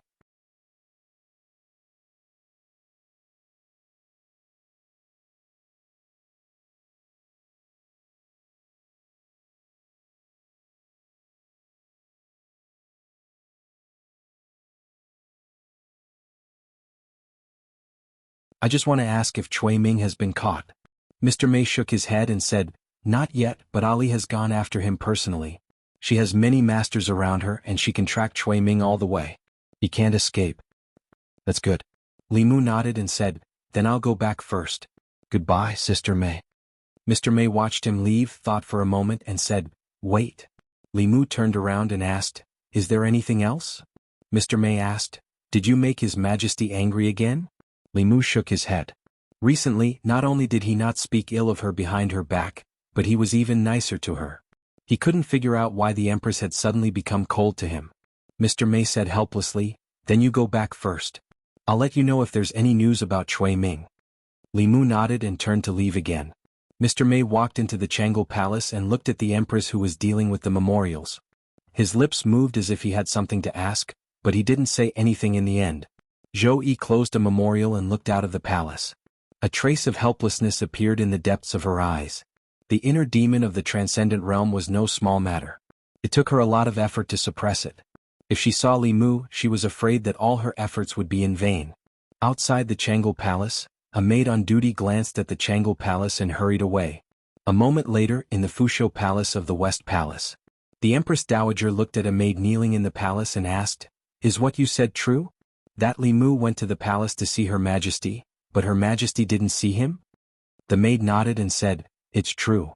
Commander Mei told Li Mu that Her Majesty wasn't in the palace.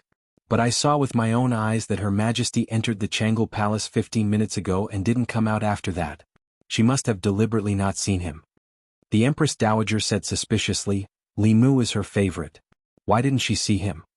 The maid said, "Not only did Her Majesty not see him this time, but during the morning court, he was supposed to take over Commander Shangwan's position. But today he was replaced by Commander Mei. I guess that Li Mu has fallen out of favor?" Fallen out of favor? A cold smile gradually appeared on the Empress Dowager's face. She said sarcastically, "He deserves it. Because of him, I lost the only death exemption token bestowed by the late emperor. I haven't settled this debt with him yet. What will happen to a dog that has lost its master?"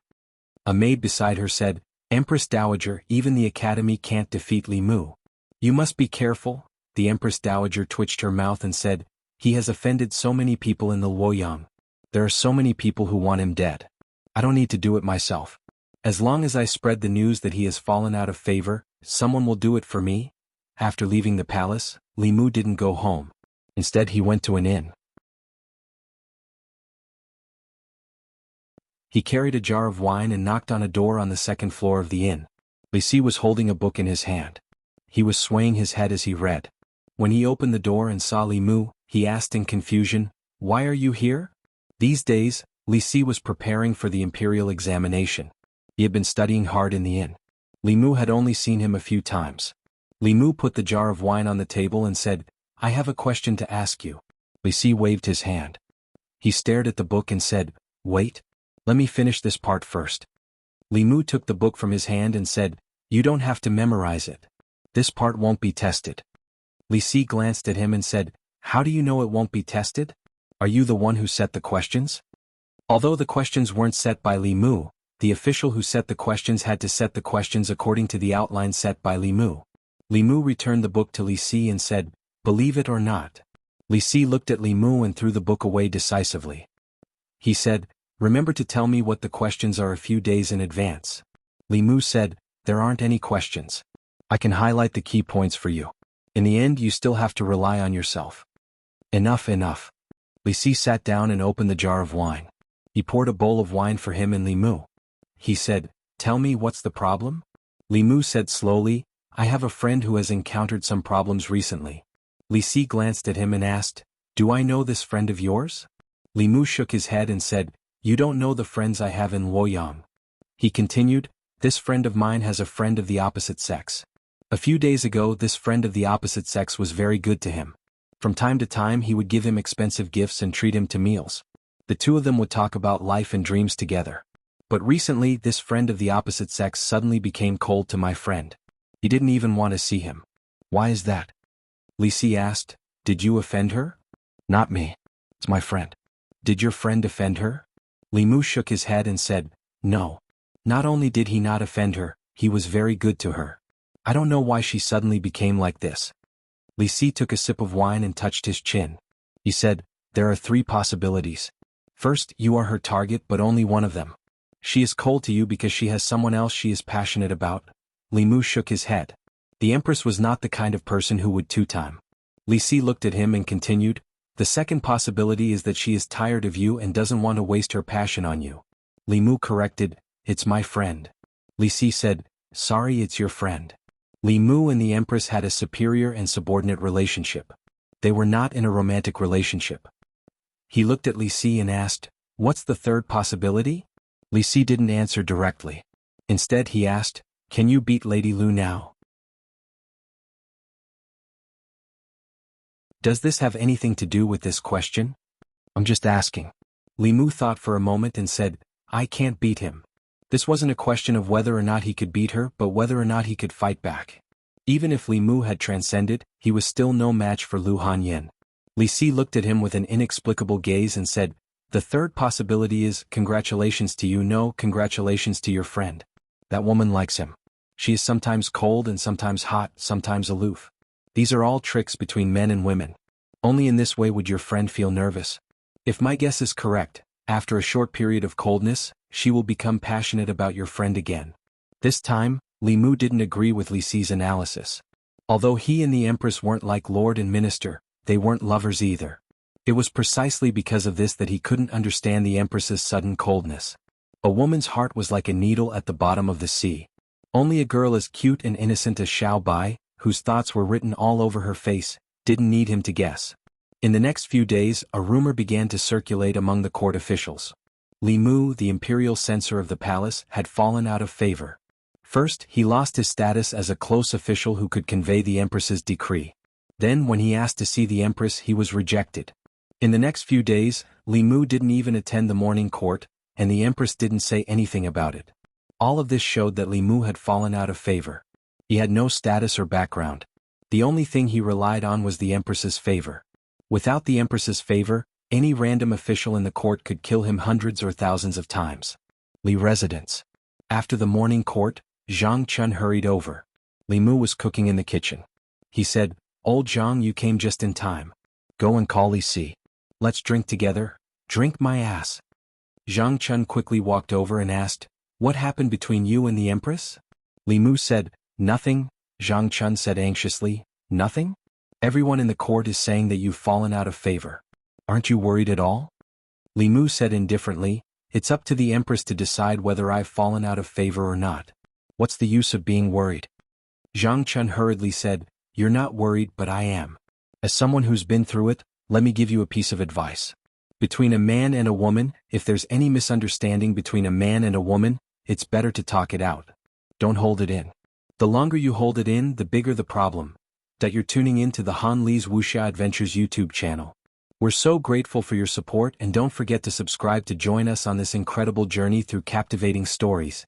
Your generosity through donations truly makes a world of difference, as it's the primary source of revenue that allows me to expand and enhance this channel for you. Thank you from the bottom of my heart for being a part of this adventure.